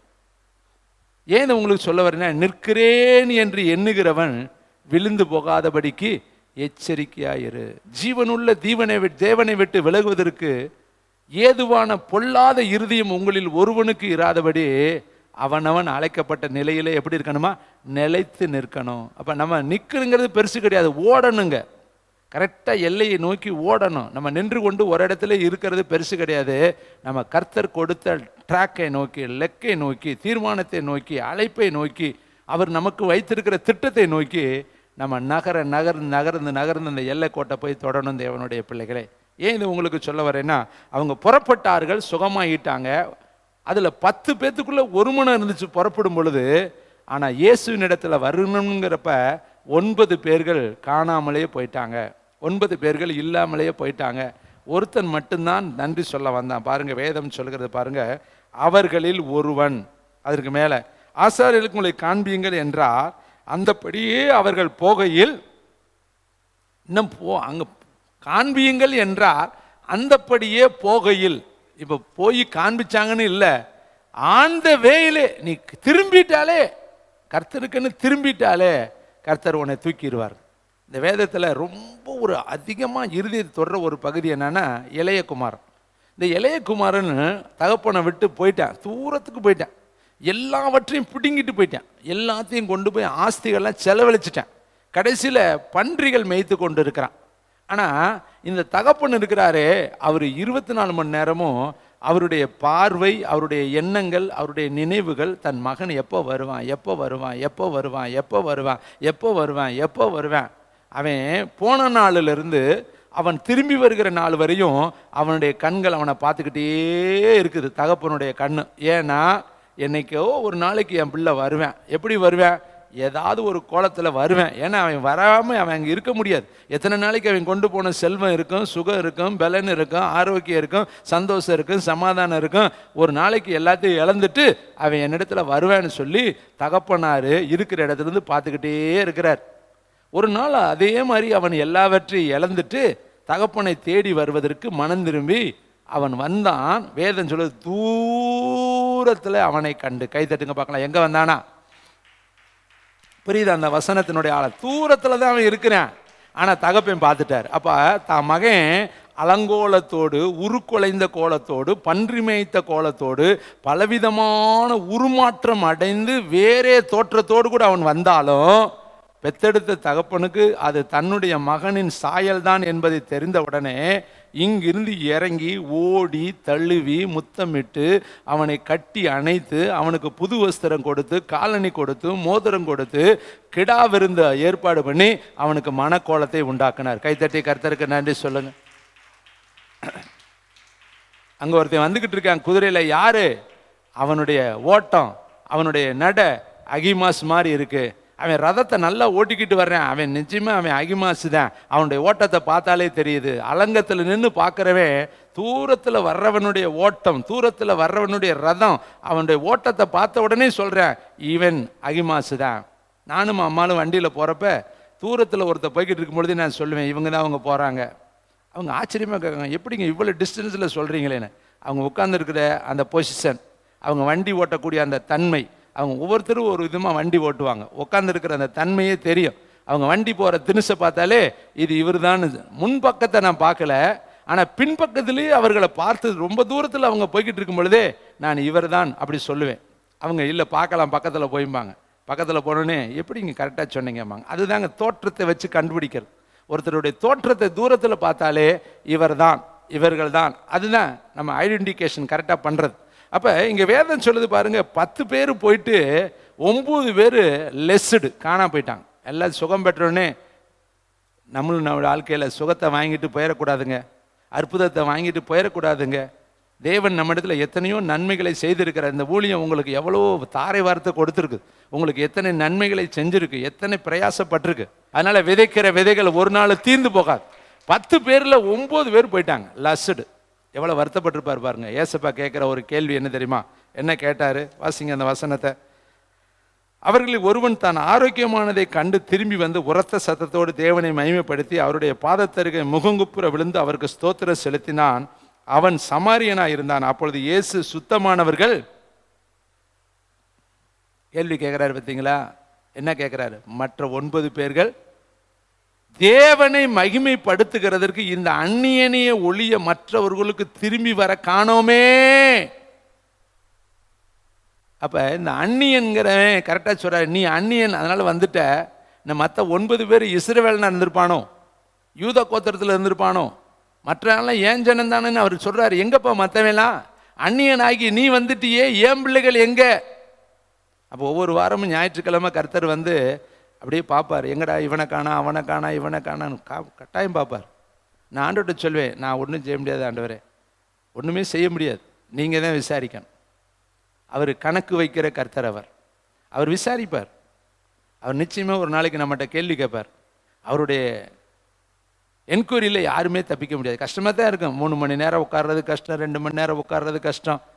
ஆலயத்தில் உட்காந்துரு இப்போல்லாம் ரொம்ப கம்ப்யூட்டர் உலகம், வேக வேகமாக எங்கே ஆராதனை நடக்குது, ஆன்லைன் எங்கே ஆராதனை நடக்குது, அதெல்லாம் நல்லா தான் இருக்கும். பரலோகத்துக்கு கூட்டி போக மாட்டார். பரலோகத்துலேயே ஆன்லைனில் காட்டிட்டு போயிடுவார். இதான் பரலோகம்ப்பா, பார்த்துக்க, நீ பரலோகத்துக்குள்ளே வர முடியாது பாரு, இதுக்கு பேர் தோசை, இதிலே சாப்பிட்டுக்க, இதுக்கு பேர் இட்லி, இங்கே இதான் பிரியாணி, மோந்து கூட பார்க்க வழி இருந்தால் மோந்துக்க, ஆனால் உனக்கு கிடைக்காது. கர்த்தர் நல்லவர் என்பதை ருசிக்கணும். இங்கே தான் உட்காந்து ருசிக்க முடியும். காலை கையை முட்டைக்கு தாங்க 40 நாளுங்க மோசே எத்தனை ஆராதனை நடத்தியிருப்பார். 40 நாள் அவனுக்கு எவ்வளோ கஷ்டமாக இருக்கு. உங்களை மாதிரி எப்படி உட்காந்துருக்கிறது? அப்படியே கையை காலை கட்டி உட்காந்துருப்பேன். ஏன்னா முன்னாடி இருக்கிற ஒரு சர்வ வல்லமையுள்ளவர். மலையே குலுங்குது, மலையே அதிருது, மலையில் இருக்கிற எல்லாமே சத்துவமே ஆடுது, மலையே நடுங்கிக்கிட்டு இருக்கும் பொழுது இவன் எப்படி நடுங்கிட்டு இருந்திருப்பேன், எப்படி உட்காந்துருப்பேன், எப்படி உட்காந்து பேசியிருப்பார். அவர் பேசினார்னா பயங்கரமாக இருக்கும். கடல் இறையும், பூமி அதிரும். கர்த்தருடைய சத்தம், சங்கீதம் 29 கர்த்தருடைய சத்தம் வல்லமை உள்ளது, காதேஸ் வனாந்தரத்தை அதிர பண்ணும், பெண்மானங்களை ஈனும்படி செய்யும், பிரபலமான ராஜாக்களை சங்கரிக்கும். ஒரு சத்தம் போட்டாருன்னா கர்த்தருடைய சத்தம் காதேஸ் வனாந்தரத்தை அதிர பண்ணுமா. வேதத்தில் எழுதப்பட்டிருக்கு, அவர் கெச்சேமின் தோட்டத்தில் மகா சத்தம் இட்டார். பார்த்தீங்களா அவர் சத்தம் எப்படி இருக்கு?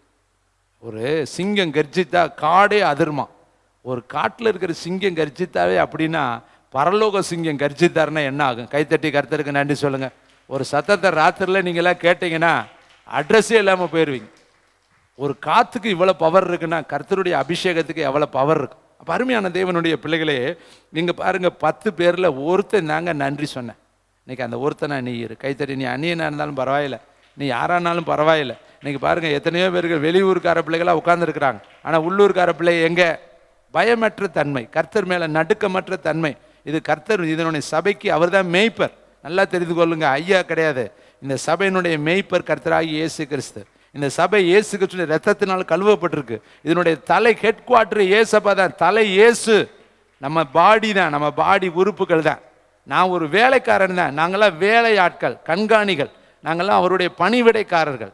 அவர் தான் இதனுடைய எஜமானன். அப்போ இந்த ஊழியத்தினுடைய பொறுப்பாளர் யார்? அவர் தான் வருவார். அவர் கேள்வி கேட்பார். நான் என்ன சொல்லுவேன்? ஆண்டவரே, நான் வேலைக்கு போனேன், ஆனால் ஒருத்தர் என்ன செய்யலை, ஒத்துழைப்பு தள்ள வரல, நீங்கள் பார்த்துக்கங்கன்னு மெதுவாக கையை காட்டி விட்டு நான் என்ன பண்ணிடுவேன், கலண்டுருவேன். ஆனால் நீங்கள் அவருக்கு என்ன சொல்லணும்? பதில் சொல்லி ஆகணும். ஒருத்தன்ட்ட சொல்கிறாரு பார்வோன்ட்ட போங்கிறாரு, ஒருத்தன்ட்ட சீலவங்கிட்ட போங்கிறாரு, ஒருத்தன்ட்ட சொல்கிறாரு ஆசாரியன்ட்ட போங்கிறாரு. உங்களுக்கு எங்கே போச்சு சொல்கிறாரு அங்கே போங்க. 3வது ஒரு நபர், 4வது நபரை என்ன சொல்கிறாரு? நியாயாதிபதிகள் 6:14 வாசித்து பார்க்கலாம். 308வது பக்கம். எல்லாரும் தயவுசெய்து கொஞ்சம் வேதாகமத்தை திறந்தா, இதெல்லாம் தேனிட்ட பணியாரங்கள். 308வது பக்கம். தேங்க்யூ வண்டர்ஃபுல் த ஹோலி ஸ்பிரிட். நியாயாதிபதிகள் புஸ்தகம் 6ஆம் அதிகாரம் 4வது வசனம் வாசிப்போம். 6ஆம் அதிகாரம் 14வது வசனம். அப்பொழுது கர்த்தர் கிதியோனை நோக்கி அவனை நோக்கி, உனக்கு இருக்கிற இந்த பலத்தோடு போ, நீ இஸ்ரவேலை மீதியானின் கைக்கு நீங்களாக்கி ரட்சிப்பாய், உன்னை அனுப்புகிறவர். ஆமென்.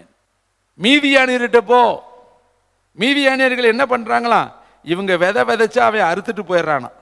இவன் விதைக்க விதைக்க விதைக்க அவன் அறுக்கிறான். பாருங்க, வேதம் சொல்லுது 2வது வசனம், மீதியானியரின் கை இஸ்ரவேலின் மேல் பலத்து கொண்டபடியினா இஸ்ரவேல் புத்திரர் மீதியானியர் நிமித்தம் தங்களுக்கு மலைகளில் உள்ள கெபிகளையும் குகைகளையும் அரணான ஸ்தலங்களையும் அடைக்கலமாக்கி கொண்டார்கள்.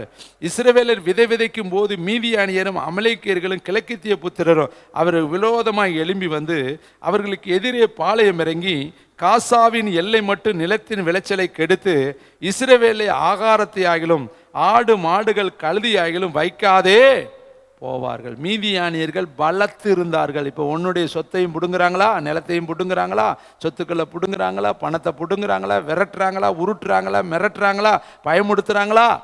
நீ யாருக்கோ ஒருத்தருக்கு பயந்து ஒளிஞ்சுக்கிட்டு இருக்கிறியா? ஏதோ ஒன்று உன்னை விரட்டி விரட்டி பயமுடுத்துதா? சிலருக்கு வியாதி, சிலருக்கு வருத்தம், சிலருக்கு வேதனை, சிலருக்கு கொலஸ்ட்ரால்கள், சிலருக்கு ப்ரெஷர்கள், சிலருக்கு சர்க்கரை, சிலருக்கு ஏதோ ஒன்று உங்களை விரட்டிக்கிட்டே இருக்கும். நீங்கள் ஓடிக்கிட்டே இருப்பீங்க. மீதியானியர் விரட்டுறாங்க, இஸ்ரவேலர்கள் ஓடுறாங்க. இவன் விதைச்சா அவன் அறுக்கிறான். யார் விதைக்கிறவன்? இஸ்ரவேலர். அறுக்கிறவன் மீதியானியர். பலத்தவர்கள், அவர்கள் பலம் கொண்டவர்கள், இவர்கள் பலவீனமானவர்கள். இப்போ அப்படிப்பட்ட காலகட்டத்தில் கர்த்தர் திடீர்னு கிதியோன்ட்ட சொல்றாரு, உனக்கு இருக்கிற பலத்தோடு புறப்படு, மீதியானியர்கிட்ட போ, உன்னை கைத்தட்டுங்க அனுப்புகிறவர் நான். இந்த மாதம் ஜூன் மாதம், மே மாதம், ஏப்ரல் மாதம், மார்ச் மாதம், பிப்ரவரி மாதம், ஜனவரி மாதம் மீதியானியரை போல் அந்த மாதம் ஒன்று இருக்கிறதெல்லாம் பிடுங்கிருச்சா? ஜூன் மாதத்தில் கடனை கட்ட முடியல, மே மாதத்தில் கட்ட முடியல, ஏப்ரல் மாதத்தில் ஒன்றும் செய்ய முடியல. அது அப்படியே மீசையை முறுக்கிக்கிட்டு எனக்கு முன்னாடி நிற்கிது, நிம்மறவே முடியல. வியாதி மேற்கொண்டுருச்சு. ஜோஸ்பின், உனக்கு தான் கர்த்தர் சொல்றார், வியாதி மேற்கொண்டுருச்சு. நான் 2-3 மாதம் நிம்மற முடியல. ஆனால் இந்த மாதம் மேற்கொண்டுடலாம். கைத்தட்டு. இந்த மாதம் மிதிக்கிற மாதம், தூக்கி பந்தாடுற மாதம். இந்த மாதம் மீதியானினுடைய தலைகளை தூக்கி எடுக்கிற மாதம். கர்த்தர் இந்த மாதம் உனக்கு ஜெயம் கொடுக்கிற மாதம். போன மாதம் மாதிரி நினைக்காதீங்க. இந்த மாதம் மேற்கொள்ளுகிற மாதம். பக்கத்தில் சொல்லுங்க, இந்த மாதம் பிரச்சனையை நீங்கள் மேற்கொள்வீங்க. 6 மாதம் பிரச்சனை ஒன்றை மேற்கொண்டுச்சு. 6 மாதம் மீதியானியர் உன்னை துரத்துனாங்க. 6 மாதம் நீ குகைகளில் ஒளிஞ்ச. 6 மாதம் வியாதி வியாதி வியாதி வியாதி வியாதி, வேதனை வேதனை, கஷ்டம், கடன் தொல்லை, பற்றாக்குறை, தரித்திரம், அவமானம், நிந்தை, இப்படி எதையாவது ஒன்று உன் வாழ்க்கையில் இருக்கும். ஆனால் இந்த 7வது மாதம் கிரேஸ் மந்த். சொல்லுங்க, கிருபையின் மாதம், இரக்கத்தின் மாதம், தயவின் மாதம், மனதுருக்கத்தின் மாதம், அற்புதத்தின் மாதம். எத்தனை பேர் விசுவாசிக்கிறீங்க? அமைதியாக உட்காந்துருக்கிறீங்க. நீ உட்காந்துருக்கிறத பார்த்தா இன்னும் 1 கோடி பிரசங்கம் பண்ணினாலும் பிரதர் நாங்கள் இப்படியே தான் இருப்போம். வெள்ளை அடிக்கப்பட்டது மாதிரியே தான் உட்காந்துருப்போம். நீங்களா பேசிக்கிட்டு, நீங்களா திருப்தி ஆகிக்கிட்டு, நீங்களா சிரிச்சுக்கிட்டு, நீங்களா போங்க பிரதர். நாங்கள்லாம் இதுக்கெல்லாம் அசைஞ்சா எப்படி ஆகிறது? ஒரு முடிவுக்கு வருவோம். எத்தனை நாட்கள் தான் இப்படி உட்காந்துருக்கலாம்? ஏதாவது ஒன்று முடிவு எடுத்து பரலோகத்துக்கு செயல்படுவோம். கர்த்தர் கிரியை செய்ய வல்லவராக இருக்கிற. எத்தனை நாள் பயப்படுவ? எத்தனை நாள் பிரச்சனையை பார்த்தே ஒளிவ? எத்தனை நாள் மீதியானியர் மீதியானியர் மீதியானியர்னு சொல்லுவேன்? எத்தனை நாளுங்க தூக்கம் தூக்கம் தூக்கம். நீதிமொழிகள் 6 தயவுசெய்து வீட்டில் போய் படிங்க. தரித்திரனே, தூக்கம் உனக்கு வழி போக்கனை போல வரும், தரித்திரம் வரும். தூக்க பிரியனுக்கு வழி போக்கனை போல தரித்திரம் வரும். கை முடக்கி கை முடக்கி கை முடக்கி கை முடக்கி இருந்தேன்னா ஜங்கு ஜங்குன்னு உனக்கு முன்னாடி வந்து நிற்கும். தரித்திரம், பிரச்சனை வரும், போராட்டம் வரும். அதெல்லாம் நீ முட்டிப்பு கட்டுறதுக்கு எலும்பு. நீதிமொழிகள் 31 பாருங்க. ஒரு குணசாலியான ஸ்திரீ, அவள் விளக்கு அணையக்கூடாது. வியாபார கப்பல் போல இருக்கணும். தூர தேசத்திலிருந்து ஆகாரத்தை கொண்டு வரணும், தூரத்திலிருந்து கொண்டு வரணும். காலில் எழுந்திரிச்சு படி அளக்கணும். அப்போ தான் உன் புருஷனுடைய இருதயம் உன்னை என்ன செய்யும்? அது எங்களுக்கெல்லாம் இல்லை பிரதர், நாங்களாம் குணசாலி கிடையாது. எங்கள் வீட்டில் வந்து பார்த்தீங்கன்னா எங்கள் குணத்தை பற்றி உங்களுக்கு தானே தெரியும். அது குணசாலிக்கு பேசுக பிரதர் இருக்கிறீங்களா? நீங்கள் தாங்க குணசாலி. பக்கத்தில் கைத்தட்டி சொல்லுங்கள், நான் தான் அந்த குணசாலி. எப்போ குணசாலி? விளக்க அணைக்காத, உட்காந்துக்கு கொஞ்ச நேரம் ஸ்தோத்திரம் பண்ணு, நல்ல ஜெபம் பண்ணு, மணவாளனை பார்த்து கவர்ச்சி நாயகனே. பாடவே மாட்டீங்க. கண்களில் நிறைந்தவரே அப்படி சொல்லி அவரை மகிமைப்படுத்துங்க. இன்னும் எவ்வளவு பாட்டு இருக்கு. எனது தலைவன் ஏசுராஜன் மார்பில் சாய்ந்து சாய்ந்து மகிழ்ந்து மகிழ்ந்து இருப்பே. பாடுனா தானங்க பாட்டு வரும். நம்ம மணவாளனும் பாட்டு படிக்கிறது கிடையாது, கவர்ச்சி நாயகனும் பாட்டு படிக்கிறது கிடையாது. நல்ல சாப்பிட தூங்க, கொட்டாவி ரெண்டை விட, விடியால எந்திரிக்க, வேலையை பார்க்க, திருப்பி சாப்பிட, திருப்பி தூங்க. அப்புறம் எப்படிங்க பரலோகம் போகுமாங்கிறதே கஷ்டமாக இருக்குது. என்னதான் சாதிக்கலான்றீங்க? தின்னு உடம்பு தான் குண்டாக்கிட்டு போகுது, வெடிக்கிற மாதிரி கண்டிஷன் ஆயிடுச்சு. ஆவியை ஒட்டுக்கணுங்க. கர்த்தருக்காக எதையாவது ஒன்று செய்யணும். ஆவியில் எளிமையாக மாறணும். எலியா புறப்பட போகிறேன், எலிசா வந்து நிற்கிறேன். சுற்றி இருக்கிறவனுக்கெல்லாம் தெரியுது எலியா புறப்பட போகிறாரு, எலியா புறப்பட போகிறாரு, எல்லாத்துக்கும் தெரியுது. ஆனால் ஒருத்தையும் கூட பின்தொடர மாட்டேங்கிறேன். அற்புதம் இருக்குன்னு தெரியும், அதிசயம் இருக்குன்னு தெரியும், வானம் திறக்குன்னு தெரியும், வல்லமை இருக்குன்னு தெரியும், எல்லாம் தெரியும் பிரதர். ஆனால் பின்தொடர மாட்டேங்கிடுமா? பின்தொடர்ந்தா தானங்க அதை பெற்றுக்கொள்ள முடியும். எல்லாத்துக்கும் தெரியும், போகிறாரு, பெத்தேலுக்கு போகிறாரு, யோர்தானுக்கு போகிறாரு, எரிகோவுக்கு போகிறாரு, அங்கே எல்லா இடத்துலையும் திருக்கு தெரிச்சு இருந்தேன். எல்லாருக்கும் தெரியும் எடுத்துக்கொள்ள போகிறாரு, எடுத்துக்கொள்ளப்பட போகிறாரு தெரியும். ஆனால் யாராவது ஒருத்தன் பின்னாடி போய் வாங்கணும்னு நினச்சானா? எடுத்துக்கொள்ள போகிறாங்கிற அறிவு இருக்கிறவனுக்கு அதை பெற்றுக்கொள்ளணுங்கிற அறிவு இல்லை. நமக்கு அப்படி தாங்க.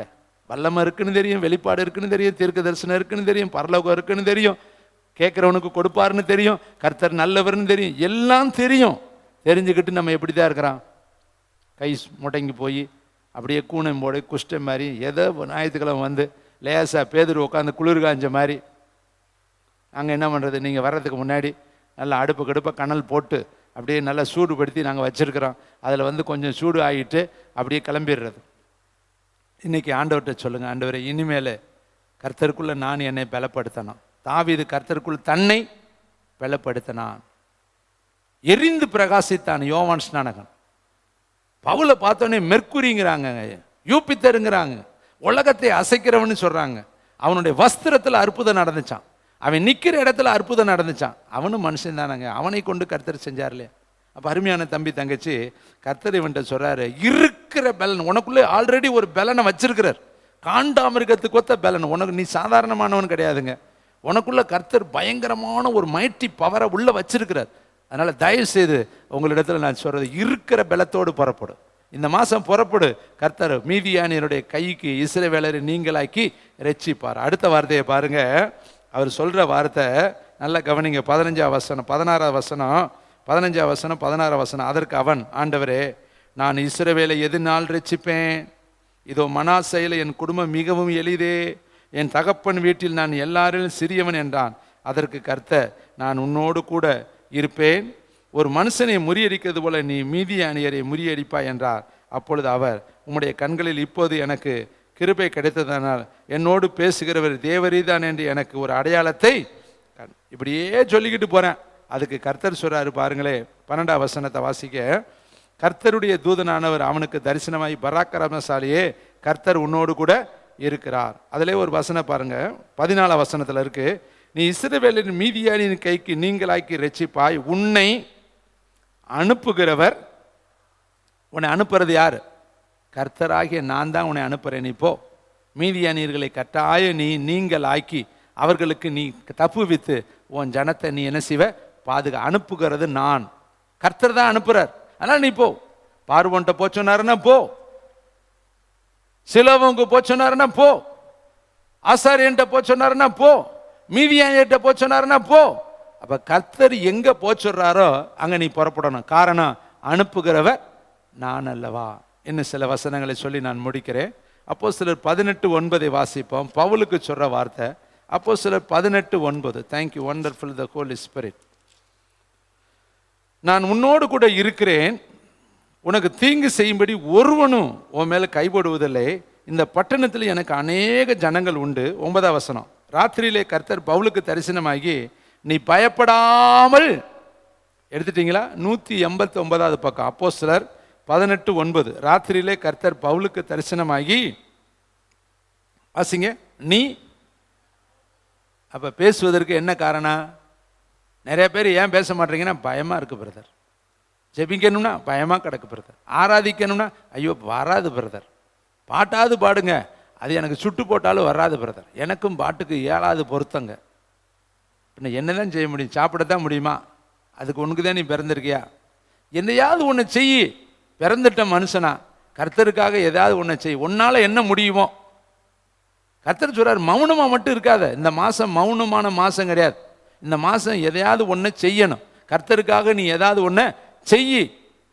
பவுலுக்கிட்ட சொல்றாரு, மௌனமாக இருக்காத. நீ மௌனமாக இருக்க அழைக்கப்பட்டவன் கிடையாது. இந்த பட்டணத்தில் நீ மௌனமாக இருந்தா அநேக ஜனங்கள் நரகத்துக்குள்ளே போயிடுவாங்க, அக்கினிக்குள்ளே போயிடுவாங்க, பாதாளத்துக்குள்ளே போயிடுவாங்க. உனக்கு தீங்கு யாரும் செய்ய மாட்டாங்க. நீ அப்போனா அங்கே என்ன சூழ்நிலை? தீங்கு செய்யும்படி நிறைய பேர் இருக்கிறாங்க. உனக்கு இன்னைக்கு தீங்கு செய்ய ஆட்கள் இருக்கா? உனக்கும் பிரச்சனை இருக்கா? உனக்கும் போராட்டம் இருக்கா? உனக்கு எதிர்ப்பு இருக்குதா? ஒரு ப்ராப்பர்சி சொல்கிறேன், எதிர்ப்பு இல்லாத கிறிஸ்தவ வாழ்க்கை உண்மையான வாழ்க்கையே கிடையாது. உனக்கு பிரச்சனை இருக்கணும். உன் வீட்டில் பிரச்சனை, மனைவி பிரச்சனை, கணவன் பிரச்சனை, பிள்ளைகள் பிரச்சனை, சபை பிரச்சனை. என் வாழ்க்கையில் 36 வருஷத்தில் பிரச்சனை இல்லாத நாளே கிடையாது, நிமிடமே கிடையாது. எல்லா இடத்துலையும் பிரச்சனை. எல்லா நாளுமே நமக்கு ஏதாவது ஒரு போராட்டம், ஸ்ட்ரகிள் இருந்துக்கிட்டே தான் இருக்கும். அதில் தாங்க நம்ம சந்தோஷத்தை பார்க்கணும். கைத்தட்டி கர்த்தருக்கு. உலகத்தில் உங்களுக்கு உபத்திரவம் உண்டு. அப்போ நம்ம நினச்சிக்கிட்டு இருக்குது கிறிஸ்தவங்கிறது ரொம்ப சந்தோஷமாக இல்லைங்க. கம்பி மேலே நடக்கிறதாங்க, முள்ளு மேலே நடக்கிறதாங்க. என் நாமத்து நிமித்தம் சகல ஜனங்களாலும் நீங்கள் நினைப்பீங்க மற்ற எல்லா காரியத்தையும் ஈஸியாக செஞ்சிடலாம். கிறிஸ்தவ வாழ்க்கையில் ஓடுற ஓட்டருக்கு எதுவுமே சீக்கிரமாக கிடைக்காது. ஒரு சின்ன பொருள் கூட நீங்கள் வாங்க முடியாது. மற்றவனுக்குலாம் ஈஸியாக கிடைக்கும், நமக்கு கிடைக்காது. மற்றவனுக்குலாம் ஈஸியாக நடக்கும், நமக்கு நடக்காது. மற்றவனுக்கு கிடைக்கிறது நமக்கு கிடைக்கவே கிடைக்காது. ஏன்னா அவனுக்கு பிரச்சனையே கிடையாது, கிடைச்சிடும். ஆனால் நமக்கு பிசாசு முழு பாதாளத்தோடு நமக்கு போராட்டம் இருக்கு. நமக்கு ஒரு நன்மை வருதுன்னா அங்கே 1200 செக்யூரிட்டி இருக்கேன். அவன் நம்மளை வரவே விடமாட்டேன்.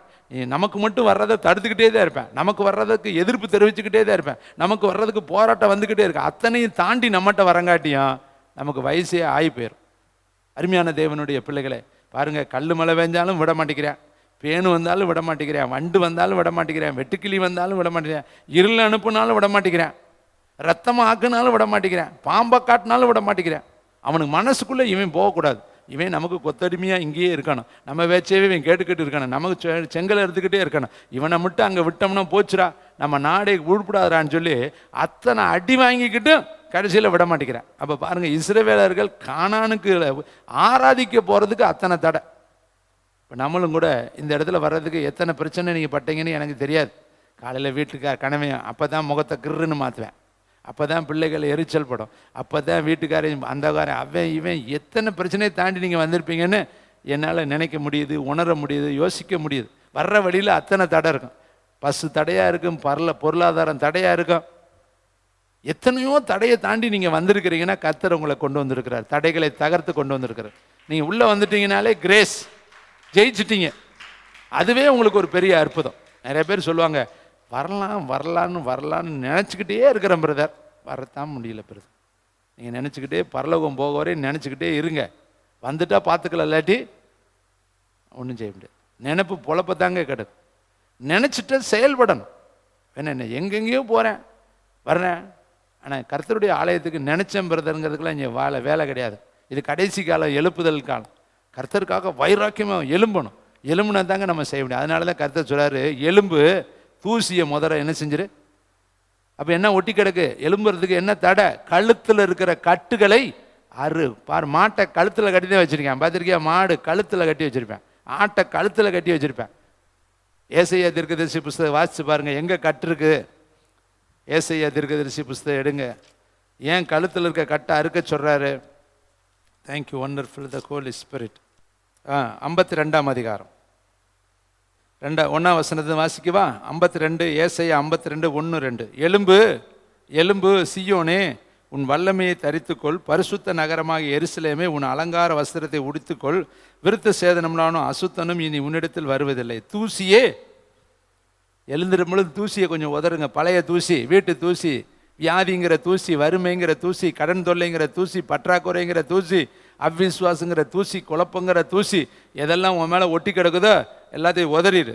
எருசலேமே வீட்டிரு, சிறைப்பட்டு போன சீயோன் குமாரத்தையே, உன் கழுத்தில் உள்ள கட்டுகளை அவிழ்த்து விடு. இந்த பூனை இருக்குல்ல, கழுத்தை பிடிச்சி தூக்குனா அப்படியே தொங்கிக்கிட்டு இருக்கும், பார்த்துருக்கிறீங்களா? அதுக்கு சுவிட்சு கழுத்து தான். கரெக்டாக கழுத்தை பிடிச்சிட்டோம்னா அது பேசாமல் எத்தனை தண்டி பூனையானாலும் தொங்கிக்கிட்டு தான் இருக்கும், ஒன்றும் செய்யாது, துள்ளவே துள்ளாது.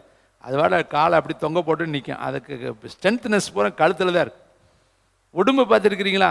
அதை கழுத்தில் பிடிச்சி என்ன பண்ணி போடுவாங்க, கட்டிட்டே பேசாமல் இருக்கும், ஒன்றும் செய்யாது. அதை அங்கே தான் பிடிப்பாங்க. அப்போ நமக்கும் சில கட்டுக்கு எங்கே இருக்குது? ஒருத்தன் தாலி கட்டினோடனே அந்த கட்டுக்கு அடங்கி பேசாமல் தானே இருக்கிறான். ஒரு மஞ்சள் கயிறை கட்டி ஒரு தகடு மாதிரி ஒன்றை கட்டி அந்த காதுக்கு ஓட்ட மாதிரி ஒன்று அட்ரஸை போட்டு விட்டுறேன், இது என் மனைவின்னு. அதுக்கு கட்டுப்பட்டு அந்த பிரமாணத்தை மீற முடியாமல் தொங்கிக்கிட்டு எங்கே போனாலும் அட்ரஸை காட்டிக்கிட்டு இவருக்கு மனைவி. உண்மைதானே நான் பேசுகிறது, பொய்யை பேசல. ஒரு தகடு தானே, அதுதானே அட்ரஸ்ஸு. அதை வச்சுக்கிட்டு நம்ம காட்டிக்கிட்டு அந்த கட்டு இருக்கிறதுனால அவன் அடித்தாலும் உதைச்சாலும் மிதிச்சாலும் என்ன பண்ணினாலும் மீற முடியல. இங்கே வேதம் சொல்லுது, கட்டை முதல்ல அறு. பிசாசு உன் கழுத்தில் கட்டு போட்டிருக்கேன், உன் குடும்பத்துக்குள்ளே கிரியை செஞ்சு உன் குடும்பத்தை எலும்ப விடாத அவ்வளோ கட்டி வச்சிருக்கேன், அதை அறுத்துட்டு நீ எந்திரி. அப்போ அருமையான தம்பி தங்கச்சி, இங்கே வேதம் சொல்லுது, பயப்படாமல் பேசுப்பா. உன் கழுத்தை உன் வாயை திறக்க விடாத பிசாசு பூட்டி வச்சிருக்கேன். இன்றைக்கி நீங்கள் எத்தனை பேர்த்துக்கு ஜெபிக்க விடாமல் பிசாசு பூட்டி வச்சுருக்கேன்னு தெரியுமா? முன்னாடி மாதிரி ஜெபிக்க முடியல. கேட்டால் ஏதாவது ஒன்று சொல்கிறது. முன்னாடி மாதிரி ஜெபிக்க முடியாதுக்கு என்னம்மா காரணம்? வயிற்று வலி, வாயு வலி, இடுப்பு வலி, புருஷன் சரியில்லை, பிள்ளை சரியில்லை, பொருளாதார குறைச்ச, இதெல்லாம் பிசாசுடைய தந்திரம். இதை கொண்டு வந்தால் இவன் ஜெபிக்க மாட்டான்னு அவனுக்கு தெரியும். என்ன பிரச்சனையானாலும் எக்காலத்தை போல் உன் சத்தத்தை உயர்த்து, வந்து 2 பாட்டை பாடு, 2 வந்து கர்த்தரை கை தட்டு, கர்த்தர் மேல் பாரத்தை வச்சு விட்டு கலங்கி தவிக்க மாட்டேன்னு சொல்லி 4 பாட்டை பாடுன்னு உன் பிரச்சனை இருக்கிற இடமே தெரியாமல் ஓடி போயிடும். கைத்தட்டி கர்த்தருக்கு நன்றி சொல்லுங்கள். அதுக்கு தான் இந்த விட்டு போன ஊழியத்தெல்லாம் கொஞ்சம் ஸ்டார்ட் பண்ணுங்க. வியாழக்கிழமை, புதன்கிழமை, செவ்வாய்க்கிழமை, திங்கக்கிழமையெல்லாம் ஆலயம் வெறுமையாக இருந்தால் கர்த்தர் ஒன்று இடத்துல கணக்கு கேட்பார். வீட்டில் தான் இருக்கிறீங்க, மனசு இருந்தால் ஜெபிக்கலாம். நமக்கு மனசே இல்லைன்னா எப்படிங்க ஜெபிக்கிறது? வரணும்னு தீர்மானிச்சுட்டா வந்துடலாங்க. நம்ம தீர்மானமே இல்லாமல் தான். அவனுக்கு பணம் இருக்கிற வரையும் சுற்றுனேன், பணம் போனோடனே பலம் இருக்கிற வரையும் ஆடு பண்ணி மேய்ச்சான். அதில் அத்தனையும் போன ஒருபடி இப்போ எங்கே என்ன மேய்க்கிறதுனே தெரியல. பண்ணி மேய்ச்சும் சோறு கிடைக்கல, காசு இருந்தும் சோறு கிடைக்கல. பேசாமல் அப்பா வீட்டுக்கு போய் அவன் சொல்கிறேன், மகன்னா என்னை வச்சுக்காத, வேலையாலாவது வச்சுக்க, சோத்தையாவது எனக்கு போடியான்ட்டு கடைசியில் அடிபட்டு உருக்குலைஞ்சு வந்தேன். உங்களுக்கு ஒரு ப்ராப்பர்ட்டி சொல்லவா? அடிபட்டு வராதிங்க, உருக்குலைஞ்சு வராதிங்க, நல்லா இருக்க போய் வந்துடுங்க. கைத்தட்டி கருத்தை உடியாந்துருங்க, அப்பா நிலையில் வந்து உட்காந்துக்கொள். அதெல்லாம் மோசே சொல்கிறாரு, உன்னதமானவரின் மறைவில் இருக்கிறவன் ஆமென் சர்வ வல்லவருடைய நிழலில் தங்குவான். வாதை உனக்கு அங்கே தான் இருக்குது. வாதை அணுகாது, பொல்லாப்பு நேரிடாது, பகலில் வராது, எதுவும் வராது. கர்த்தர் உன்னை பாதுகாத்து கொள்வார். அதனால் எங்கே உடியாரணும்? வந்து சேர வேண்டிய கடைசி இடம் இதான், உட்டியாந்துடணும். ஒவ்வொரு நாளும் நேரம் இருக்கிறப்ப அப்படி வாங்க, ஏசப்பா நான் உங்களுடைய வீட்டுக்கு வர்றேன், வந்து உட்கார்ந்து அன்றுவரையும் நாங்கள் நடந்து வந்த பாதை, கடந்து வந்த பாதை, கர்த்தரை என்னை நடத்தின பாதை, உங்களை ரட்சித்ததில் ஒரு நாளைக்கு தியானத்துக்கு எடுத்துக்கொள்ளுங்க. நீங்கள் முதன்னு எப்படி வந்தீங்க நான் சொல்லவா? எனக்கு தெரிஞ்ச வரையும் உங்களெல்லாம் நான் முதன்னு பார்த்த நாள் நினைவு இருக்கிறது. அந்த நாளில் நீங்கள் எப்படி இருந்தீங்க, எப்படியா இருந்தீங்க, வரும்பொழுது எப்படி வந்திருப்பீங்க. ஆனால் இன்றைக்கி கர்த்தர் உங்களை எப்படி வச்சிருக்கிறார்? கைத்தட்டி கர்த்தருக்கு நன்றி சொல்லுங்கள். அதுக்கெல்லாம் தேவன் பாராட்டின தயவுள்ள ஈவு இறக்கத்திற்காக கோடி நன்றி சொல்லணும். கர்த்தர் சொல்கிறாரு, பயப்படாமல் பேசு பவுல். அதுக்கு சொல்கிறாரு, இந்த பட்டணத்தில் எனக்கு சொல்லுங்கள் என்ன வச்சிருக்கிறாராம், ஏன் பேச சொல்கிறாரு? 18 அப்போஸ்தலர் 18:9 திரும்ப வாசிங்க. இந்த பட்டணத்தில் எனக்கு அநேக ஜனம். 18:9 அப்போஸ்தலர் 18:9 10வது வசனத்தை மீண்டும் வாசிக்கிறேன். கர்த்தர் ராத்திரியிலே கர்த்தர் பவுலுக்கு தரிசனமாகி, பயப்படாமல் பேசு, மௌனமாக இராதே, உன்னோடு கூட நான் இருக்கிறேன், உனக்கு தீங்கு செய்யும்படி ஒருவனும் உன் மேலே கைபோடுவதில்லை. இந்த வார்த்தையை குறித்து வைங்க. இந்த பட்டணத்தில், பக்கத்தில் சொல்லுங்கள், இந்த பட்டணத்தில் எனக்கு சொல்லுங்க. அப்போ கர்த்தருக்குன்னு ஒரு கூட்டம் இருக்குது. ஆனால் அந்த கூட்டம் வரணும்னா நீ பேசணும். நீ ஊமையாக இருந்தால் எப்படி வரும்? நீ பேசணும், நீ சொல்லணும், நீ ஜெபிக்கணும், நீ கதறணும், நீ புலம்பணும், நீ தவிக்கணும், நீ கர்த்தரிடத்தில் மன்றாடணும், வேலையாட்களை அனுப்புன்னு சொல்லணும். இந்த வாய்ப்பை பயன்படுத்துங்க ஆண்டவரே, இந்த நாளில் இவனை ரெச்சிங்கன்னு நீ சொல்லணும். நீ செயல்பட்டா தான் கர்த்தர் செயல்படாது. நீ ஒரு அடி எடுத்து வச்சா அவர் 9 அடி எடுத்து வைப்பார். நீ காலை வை, யோர்தான் பிரியும், கையை நீட்டு செங்கடல் பிரியும், கல்லை எடுத்து போடு, உள்ளே இருக்கிற லாசரு வெளியே வருவேன். நீ 2 மீனை அவர்கிட்ட கொடு, அவர் 5000 மாற்றி 10,000 மாற்றி லட்சக்கணக்கில் அதை ஆசீர்வாதமாக மாற்றுவார். உன் பங்கு என்ன? உன் பொருள் என்ன? நீ கர்த்தருக்காக நீ எந்த அடியை தூக்கி வைக்கிற? நீ செயல்படாத பட்சத்தில் எப்படிங்க கர்த்தர் செயல்படுவார்? நீயே செயல்படாட்டி அவர் எப்படி செயல்பட முடியும்? அவருக்கு மாம்சமும் ரத்தமும் இல்லை, அவர் ஆவியாக இருக்கிறார். உன் வாய் தான் அவர் வாய். நான் வரும்பொழுது சொல்லுவேன், என் கண்ணு உங்கள் கண்ணாக மாறணும். இன்னைக்கு அப்படி தான் சொல்லியிருக்கேன். என் வாய் உங்கள் வாயாக மாறணும், என் கை உங்கள் கையாக மாறணும், என் இதயம் உங்கள் இதயமாக மாறணும், என் உணர்வு உங்கள் உணர்வாக மாறணும், என்னுடைய ஆவியில் இருக்கிற ஒவ்வொரு அசைவுதலும் உங்கள் உணர்வு அசைவுதலாக மாறணும். என்னை அப்படி ஃபில் பண்ணி அனுப்புங்கன்னு தான் நான் ஜெபம் பண்ணிட்டு வருவேன். அப்போ தான் என்னுடைய ஒவ்வொரு பார்ட்ஸ் ஆஃப் பாடியும் தேவனுக்கு இசைந்து செயல்படும். அவர் மாதிரியே நான் பார்க்கணும், அவர் மாதிரியே நான் சிந்திக்கணும், அவர் மாதிரியே நான் பேசணும். என் வாய் பாருங்க அதுவாக பேசிக்கிட்டு இருக்கு, என் மைண்டுக்கு இதுக்கு சம்மந்தமே கிடையாது. கர்த்தர் நினைக்கிறாரத பேசுகிறேன், நான் துண்டாக இருக்கிறேன், நான் வேற, பேசிக்கொண்டு இருக்கிற கர்த்தர் வேற, அவருடைய ஆவி பேசுது. நானே பிரமிப்பேன், எப்படி இதை போய் தனியாக உட்காந்துருக்கும் பொழுது இந்த செய்தியை ரீகால் பண்ணும் பொழுது பிரமிப்பாக இருக்கும். சீசர்களை கர்த்தர் ஊழியத்துக்கு அனுப்பும் பொழுது என்ன சொல்லி அனுப்புகிறார்? உங்களையும் அனுப்பும் பொழுது போனா சும்மா அனுப்ப மாட்டார். உங்களை கர்த்தர் ஊழியத்துக்கு போனோடனே சும்மா அனுப்ப மாட்டார். இப்போ நானே தம்பியை காலையில் போய் டீசல் வாங்கிட்டு வாங்க தம்பின்னொன்னே சும்மா அனுப்பலை. அந்த டீசலுக்கு உரிய என்ன பண்ணணும், தொகையை கொடுத்து தைரியமாக போய் வாங்கிட்டு வாங்கன்னு. அப்போ இது போல் கர்த்தர் ஊழியத்துக்கு அனுப்புகிறப்ப என்ன கொடுப்பாரு? அத்தாரிட்டி அனாயிட்டியும் கொடுப்பார். உங்களை போங்கன்னு சொன்னால் கொடுப்பாரு. அப்போ உங்களை புறப்படுன்னு சொன்னார்னா உங்களை அனுப்புவார். உங்களை செயல்படுங்கன்னு சொன்னார்னா அவர் கிரியை செய்வார். இப்போ மத்தேயு புஸ்தகம் 10ஆம் அதிகாரத்தில் 70 பேர்த்த அனுப்புகிறார். மத்தேயு 10 தயவுசெய்து எல்லாரும் கொஞ்சம் பாருங்கள், முடிச்சிடறேன். கரெக்ட் டயத்துக்கு நம்ம முடிச்சிருவோம். கர்த்தருக்கு மகிமையாக இருக்கட்டும். 10ஆம் அதிகாரம் 17, 18, 19 வசனம். பின்பு அந்த 70 பேரும் சந்தோஷத்தோடு திரும்பி வந்து, ஆண்டவரே உம்முடைய நாமத்தினாலே பிசாசுகள் எங்களுக்கு கீழ்ப்படுகிறது என்றார்கள். அவர்களை அவர் நோக்கி, சாத்தான் மின்னலை போல வானத்திலிருந்து விழுகிறதை கண்டேன். இதோ, கைத்தட்டி இந்த வசனத்தை வாசிங்க. சர்ப்பங்களையும் தேள்களையும் மிதிக்கவும் சத்துருடைய சகல வல்லமைகளை மேற்கொள்ளவும் உங்களுக்கு அதிகாரம் கொடுக்கிறேன், ஒன்றும் உங்களை பார்த்தீங்களா சேதப்படுத்தாது. ஊழியத்துக்கு புறப்பட்டீங்கன்னா ஒன்றும் உங்களை சேதப்படும். பக்கத்தில் சொல்லுங்க, ஊழியத்துக்கு போகாத வரையும் சேதாரம் வரும். தேள் வரும், வண்டு வரும், நண்டு வரும், பாம்பு வரும், சிறுத்தை வரும், வியாதி வரும், வறுமை வரும், தரித்திரம் வரும், குழப்பம் வரும், எல்லாம் வரும். ஆனால் ஊழியத்துக்குன்னு கிளம்பிட்டீங்கன்னு வச்சுங்களே, ஜெபிக்க கிளம்பிட்டீங்கன்னு வச்சுங்களே, அலங்கத்தை கட்டி கொம்பை நிரப்பிட்டீங்கன்னு வச்சுங்களே, ஆலயத்தை நோக்கி தீவிரிக்க ஆரம்பிச்சிட்டிங்கன்னு வச்சுங்களே, உங்களுக்கு ஒன்றும் உங்களை மேற்கொள்ளாது. கைத்தட்டி கர்த்தருக்கு நன்றி சொல்லுங்கள். ஒரு மலை பிரதேசத்தில் ஊழியத்திற்கு போனார்கள். அவர்கள் போன வாகனத்தில் பெட்ரோல் தீர்ந்து போச்சு. இது ஒரு உண்மை சம்பவம். ஊழியக்காரங்களுடைய பேர் அட்ரஸ் எல்லாம் இதில் நான் பதிவு செய்யக்கூடாது. இப்போ வாகனம் மலை மேலே இருக்குது. மலையிலேருந்து அவங்க கிராம ஊழியம் செய்து கொண்டிருக்காங்க. பெட்ரோல் தீர்ந்துருச்சு, வண்டி நின்றுச்சு. இப்போ அந்த ஊழியக்கார்ட்ட டிரைவர் கேட்குறாரு, ஐயா பெட்ரோல் ரிசர்வ் எல்லாம் முடிஞ்சிருச்சு, இப்போ எப்படியா போகிறதுனாரு. அவர் சொன்னார், வானமும் பூமியும் கர்த்தருடையது, பூமியும் நிறைவும் கர்த்தருடையது, தேவனால் கூடாத காரியம் ஒன்றும் இல்லை. நாங்கள் முன்னாடி போய்கிட்டு இருக்க தண்ணி ஓடையில் தண்ணி ஓடுதில்ல, அதை போய் பிடிச்சிட்டு வானார். அவர் சிரிச்சார், ஐயோ தண்ணி பிடிக்க சரி, நீ பிடிச்சிட்டு வாப்பானார். ஒரு கேன் நிறையா பிடிச்சிட்டு வந்தார். அந்த ஒரு சின்ன ஜபத்தை பண்ணி ஊற்று டேங்கிலேனார். டிரைவர் சொன்னார், ஐயோ விளையாட்டு காரியம்லாம் வேண்டாம், இது தண்ணியா, இதை போய் டேங்கில் ஊற்ற சொன்னால் எப்படியா, டேங்க் கெட்டு போயிருமியா. அவர் சொன்னார், தண்ணி ரசமாச்சுன்னு பைபிளில் பிரசங்கிக்கிறோம்ல, நீ ஊழ்னு அதை கேட்டேல, தண்ணி ரசமாகறப்ப தண்ணி எப்படிப்பா பெட்ரோல் ஆகாது, இயேசுவின் நாமத்தில் ஊற்றிட்டு ஸ்டார்ட் பண்ண வண்டி பெறப்படும்னார். கண்ட்ரக்டருக்கு டிரைவருக்கு கொஞ்சம் பதட்டம். ஆனால் ஓனர் சொல்கிறாரே, ஊழியக்காரர் சொல்கிறாரே, சரிதான் செஞ்சுதான் பார்ப்போம், வண்டி அவரு தானேன்னு சொல்லி ஊற்றுனாரு. நம்பிக்கையே இல்லாமல் போய் உக்காந்தாரு. அப்படி ஆன் பண்ணார், வண்டி ஸ்டார்ட் ஆயிடுச்சு. கைத்தட்டி கர்த்தருக்கு நன்றி சொல்லுங்கள். தேவனால் கூடாத காரியம் ஒன்றுமே. அதுக்காக நம்ம வீட்டில் இருக்கிற வண்டிக்கெல்லாம் தண்ணியை ஊற்றி எடுத்தலாம் நினச்சிங்க. அது சூழ்நிலையின் நிமித்தம் அற்புதம் நடக்குது. சில இடத்துல கர்த்தர் அற்புதத்தை செஞ்சு தான் அவருடைய வல்லமையை வெளிப்படுத்தணுங்கிறதுக்காக செய்கிறாரு. அதனால் ஐயா சொல்லிட்டாரு, இன்றைக்கி போனோன்னு நம்ம வீட்டில் பெட்ரோல் வாங்குற 100 ரூபா மிச்சம்டா, வீட்டில் இருக்கிற 1 லிட்டரு பெட்ரோலை ஊற்றிட்டு கையை வச்சேன்னா ஓடாது வண்டி. அது அந்த இடத்துல பெட்ரோல் வாங்க இடம் இல்லை. தேவன் வெட்கப்படுத்தாமல் அந்த ஊழியக்காரரை கொண்டு வந்து சேர்த்தாரு. இதை கேட்குற தம்பி தங்கச்சி பாருங்கள், சர்ப்பங்களையும் தேள்களையும் சத்துருவினுடைய சகல வல்லமைகளையும் மேற்கொள்ள அதிகாரம் கொடுத்தார். அனுப்புனார்னா அதிகாரம் கொடுப்பார்.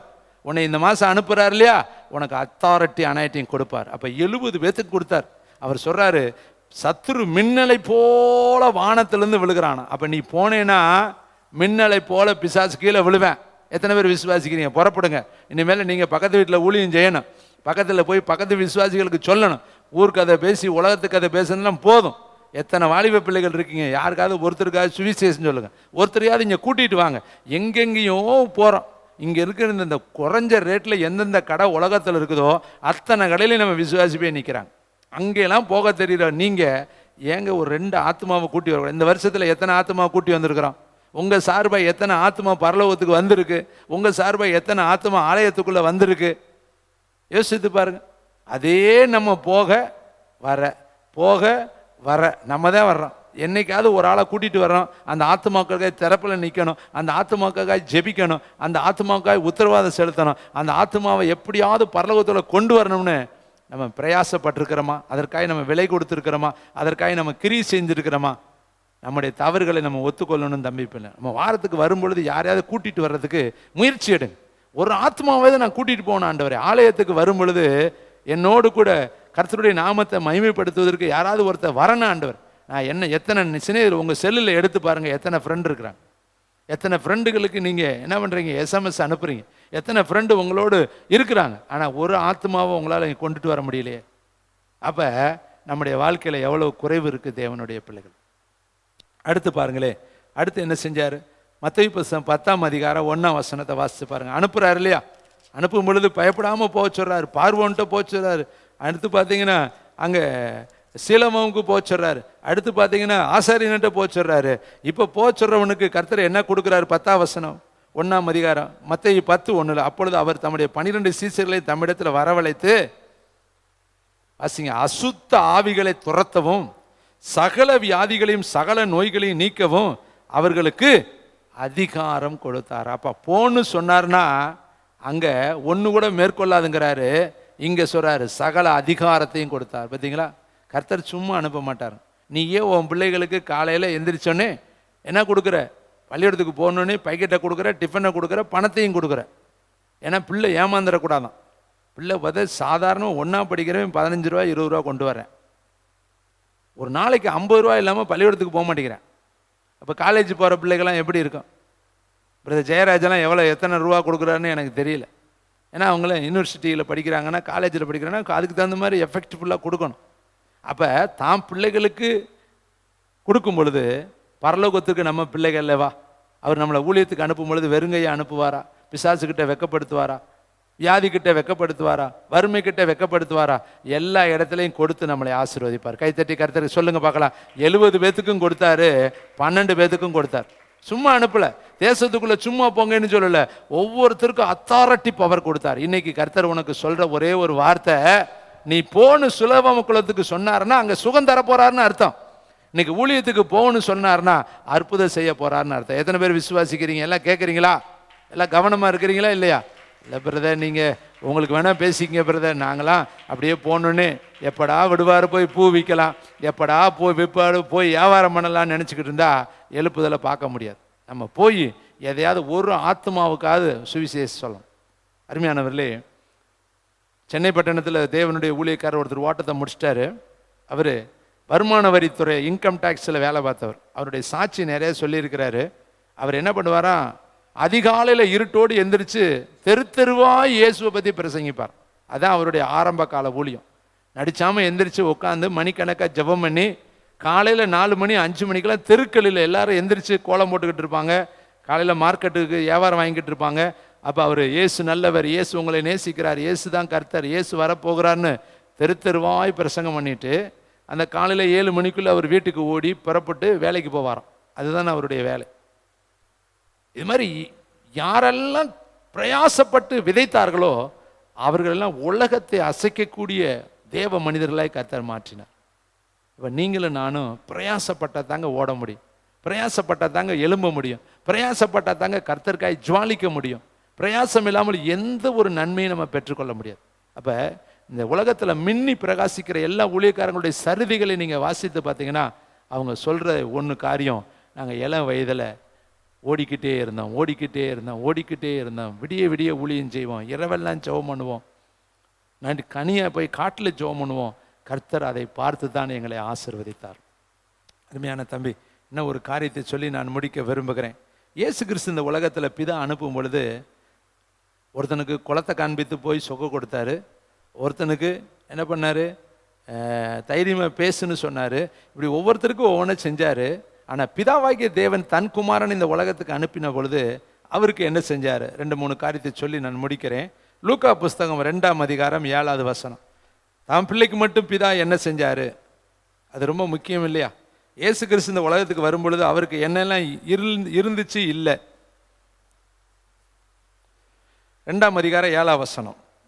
அவள் தன் முதற் பேரான குமாரனை பெற்று சத்திரத்திலே அவர்களுக்கு இடமில்லாது இருந்தபடினா பிள்ளையை துணியிலே சுற்றி முன்னணையில் கிடத்தினார்கள். இந்த வசனத்தை உங்கள் பிறப்பிலிருந்து இன்னைக்கு வரை எத்தனை முறை படிச்சிருப்பீங்க. ஆனால் அதுக்குள்ள ஒரு ரிவைவல் இருக்கு. என்னன்னா, சத்திரத்திலே அவர்களுக்கு இடம் இல்லை.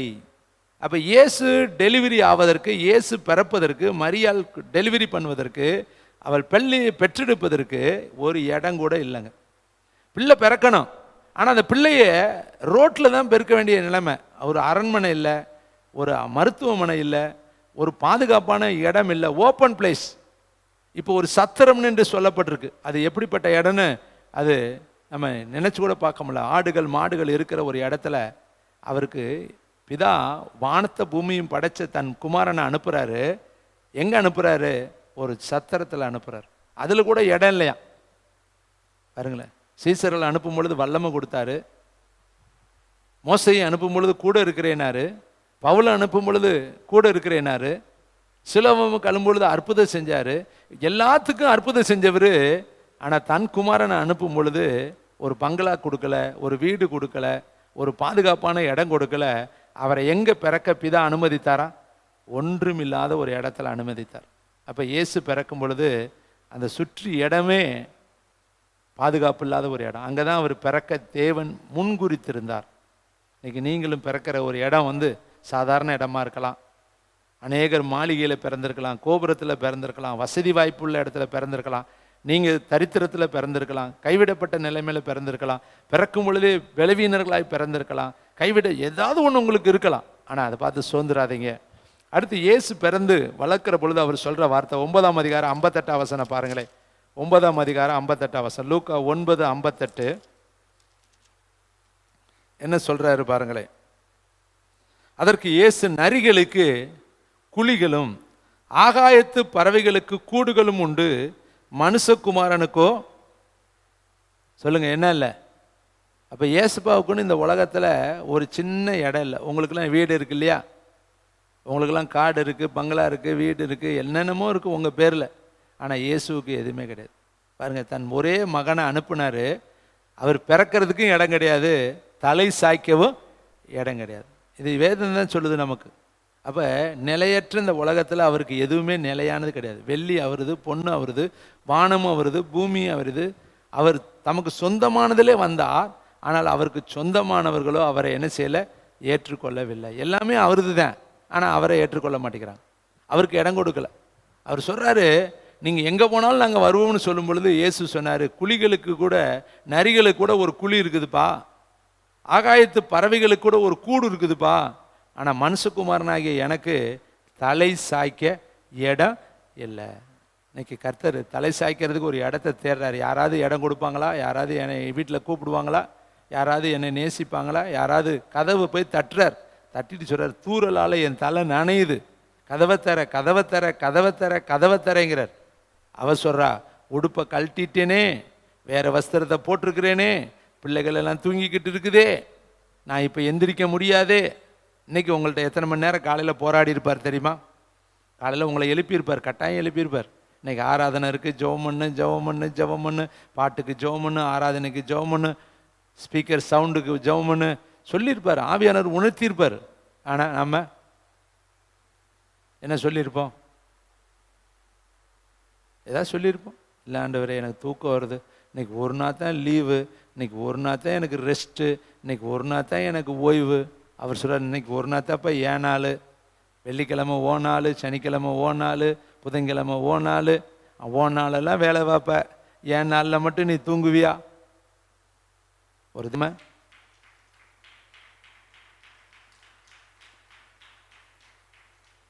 அதனால தான் வேதம் சொல்லுது, அநேகர் போதகர்கள் ஆகாது இருப்பீர்களாக. மந்தையை கெடுக்கிற மெய்ப்பனுக்கு ஐயோன்னு எழுதியிருக்கு. மெய்ப்பர்கள் சரியாக மேய்க்காட்டி ஐயோன்னு தான் வேதம் சொல்லுது. அதனால தாங்க இவ்வளோ கஷ்டமாக தாங்க இருக்கும். காலையில் பிரசங்கம் பண்ணி இப்போ பிரசங்கம் பண்ணி, காலையில் வேறு செய்தி இப்போ வேறு செய்தி, கடினமான காரியம். இது ஊழியங்கிறது சும்மா பந்து மெத்தை விளையாட்டு கிடையாது. மைண்ட்லேருந்து, மனதிலிருந்து, உணர்வுலேருந்து, ஆவியிலேருந்து, ஆத்மாவிலேருந்து, நாடி நரம்பு எலும்பு ரத்த நாணத்திலேருந்து கரெக்டாக இருந்தால் தான் ஊழியம் செய்ய முடியும். ஆனால் மேய்க்கணுமே, வேறு வழி இல்லையே. சத்தியத்துக்குள்ளே தண்ணீர் அண்டையில் நடத்தணுமே, அமர்ந்த புல்லண்டையில் நடத்தணுமே, ஆத்மாவை நங்கூரத்துக்குள்ளே கொண்டு போகணுமே, உங்கள் ஆவி மனிதனை ஏதாவது ஒரு விதத்தில் உயிர்ப்பிக்கணுமே. அருமையான தம்பி, தங்கச்சி, தாயே, தகப்பனே, இங்கே வேதம் சொல்லுது சத்திரத்தில் பிறக்கவும் இடம் இல்லை. அப்போ என்ன சொல்லுவாங்க? பிள்ளை பிறந்திருக்குவார், ஒரு பிறக்க இடமில்லாத இடத்துல பிறந்திருக்கு இந்த பிள்ளை, இது எப்படி இருக்க போதோ சொல்லியிருப்பாங்கல்ல. அவங்க ஹாஸ்பிட்டலில், நீங்களாம் ஹாஸ்பிட்டலில் பிறந்தீங்க, வசதி வாய்ப்பான இடத்துல பிறந்திருப்பீங்க, நல்ல இடத்துல உங்களை படுக்க வச்சுருப்பாங்க, நல்ல இடத்துல உங்களை குளிப்பாட்டியிருப்பாங்க. ஆனால் உங்களுக்காக ஜீவன் கொடுக்க வந்த இயேசு கிறிஸ்து பிறந்த இடம் மாட்டு தொழுவோம், பிறந்த இடம் கொசுக்கடி, பிறந்த இடம் சாணம் நிறைந்த இடம். அவர் பிறந்த இடத்துல ஒரு பாதுகாப்பு இல்லை. அவர் வளர்ந்த இடம் பாதுகாப்பற்ற ஒரு தச்சன் வீடு. உனக்காக ஜீவன் கொடுக்க வந்தவர், சகலத்தையும் படைத்தவர், தனக்குன்னு ஒரு இடத்த அவர் என்ன செய்கிறாருன்னா ஒரு மாட்டு தொழுவத்தை தெரிந்து கொண்டார். அவர் சொல்கிறாரு, நரிக்கு கூட குழி இருக்குதுப்பா, பறவைகளுக்கு கூட கூடு இருக்குதுப்பா, ஆனால் எனக்குன்னு ஒரு இடமே இல்லைப்பா. பாருங்க, வானத்துக்கு பூமிக்கு நடுவில் சிலுவையில் தொங்குனாருங்க. உனக்காக எனக்காக வந்தவர், அவருக்கு இந்த பூமியில் நடு மையத்தில் ஒரு சிலுவை மரத்தில் தன் ஜீவனை கொடுத்தார். அவருக்கு இந்த பூமியில் ஒரு இடம் தலை சாய்க்க இடம் கிடையாது. அவருக்கு வனாந்தர நடு பூமிக்கு வானத்துக்கு நடுப்புற அவர் தொங்கினார். உடம்புல அத்தனை அடிகளுங்க. அவர் ஒரு வார்த்தை சொன்னார், வானம் உண்டாகட்டும்னா வானம் உண்டாயிருச்சு, பூமி உண்டாகட்டும்னா பூமி உண்டாயிருச்சு. ஆனால் ரட்சிப்பு உண்டாயிருச்சுன்னு சொன்னால் ரட்சிப்பு உண்டாயிருக்கும். ஆனால் அப்படி சொல்லலைங்க. அந்த ரட்சிப்பிற்கு தன் உயிரையே தியாகமாய் கொடுத்தார். இன்னும் அநேக காரியங்கள் உண்டு. வேலையாட்களை அனுப்புகிறார், அனுப்பிட்டு காலையில் அனுப்புகிறார். மத்தேயு 20:2 இருந்து. இப்போ நேரம் இல்லை, முடிய போகுது. காலையில் போனவனும் இடத்த பிடிச்சிட்டு உட்காந்துக்கிட்டேன். 3ஆம் மணி வேலையில் போனவனும் இடத்த பிடிச்சிட்டு உட்காந்துட்டேன். 6ஆம் மணி வேலையில் போனவனும் இடத்த பிடிச்சிட்டு உட்காந்துட்டேன். 9ஆம் மணி வேலையில் போனவனும் இடத்த பிடிச்சிட்டு உட்காந்துட்டேன். வேலை முடியவே இல்லை. நல்லா கவனிங்க. காலையிலே அனுப்புனார்ல, இந்த ஆலயத்தெல்லாம் சுத்திக்கிறீங்கப்பா, வேலையத்தை முடிச்சிருங்கப்பா அப்படின்னு சொல்லி காலையில் ஒரு டீம் அனுப்புனா, உதாரணத்துக்கு இதை சொன்னதான் உங்களுக்கு புரியும். அவர்கள் வந்து உள்ளே உட்காந்துட்டா வேலை செய்யலைன்னா அடுத்து என்ன பண்ணுறது? அடுத்து ஒரு டீம் அனுப்புறது. அவர்கள் வந்து வேலை செய்யட்டோம்னா அவர்களும் இவர்களும் சேர்ந்து உட்காந்துக்கிட்டா வந்து எஜமானன்னு பார்க்குறாரு, என்னடா வேலை நடக்கலையே, அடுத்த டீமை அனுப்புகிறாரு, நீ போப்பா, நீ அது போய் சுத்திக்கிறீன்னு. அந்த முதல் டீமும் 2ஆம் டீமும் 3ஆம் டீமும் சேர்ந்து உட்காந்துக்கிட்டா அவர் பார்க்குறாரு, 4வது டீமை வர்றாரு 11ஆம் மணி வேலையில், வேலை நடக்கலையாப்பா, நீ போய் வேலை செய்ப்பா. அவர்களும் வேலை செய்யலை. இப்போ கடைசியில் என்ன பண்ணுறார்? கடைசி டீமை அனுப்புகிறார். 11ஆம் மணி வேலை டீம் வருது. அவர்கள் வந்து வேலை செய்கிறாங்க.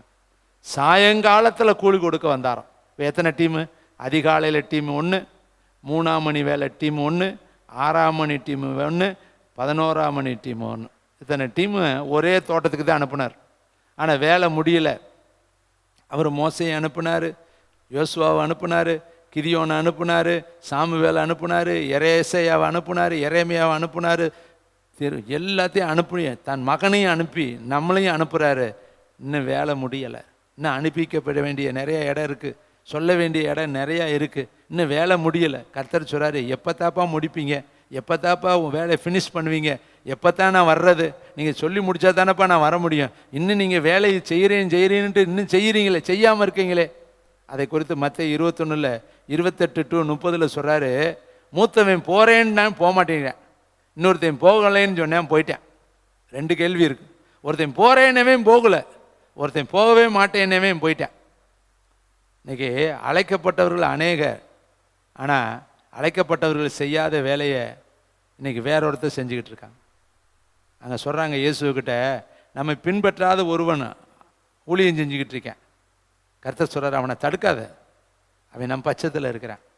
அப்போ கர்த்தருடைய தேவனுடைய பிள்ளைகளை இன்றைக்கி கர்த்தர் சொல்கிறாரு, சிலோவாமுக்கு நேராக போ. எல்லாரும் எளிமைன்னு இருக்கலாமா? ரீபாலா ராபா ஷபாலா ராபா ரீகா போல ராபா லிதி நிதி பாலா ராபா. அந்த சத்தம் எங்கெல்லாம் போகுதோ அங்கெல்லாம் ஒரு அசைவுதல் வரட்டுராஜ். இன்றைக்கி பிள்ளைகள் சீலோவாமை நோக்கி போகட்டும், ஆசாரியை நோக்கி போகட்டும். ஆண்டவரே பார்வோனை நோக்கி போகட்டும், எகிப்தை நோக்கி போகட்டும். ஐயா ஸ்தோத்தரிக்கிறோம். அநேக ஜனங்களை ஆதாயப்படுத்தும்படி போகட்டும், தேவ சித்தத்தை நிறைவேற்றும்படி போகட்டும், தேவ திட்டத்தை நிறைவேற்றும்படி ஜனங்கள் புறப்படட்டும் ராஜா. கிருபை கூட இருக்கட்டும். இந்த சத்தம் ஒரு பெரிய எழுப்புதலை கொண்டு வரட்டும். இயேசுவின் நாமத்தில் பிதாவே.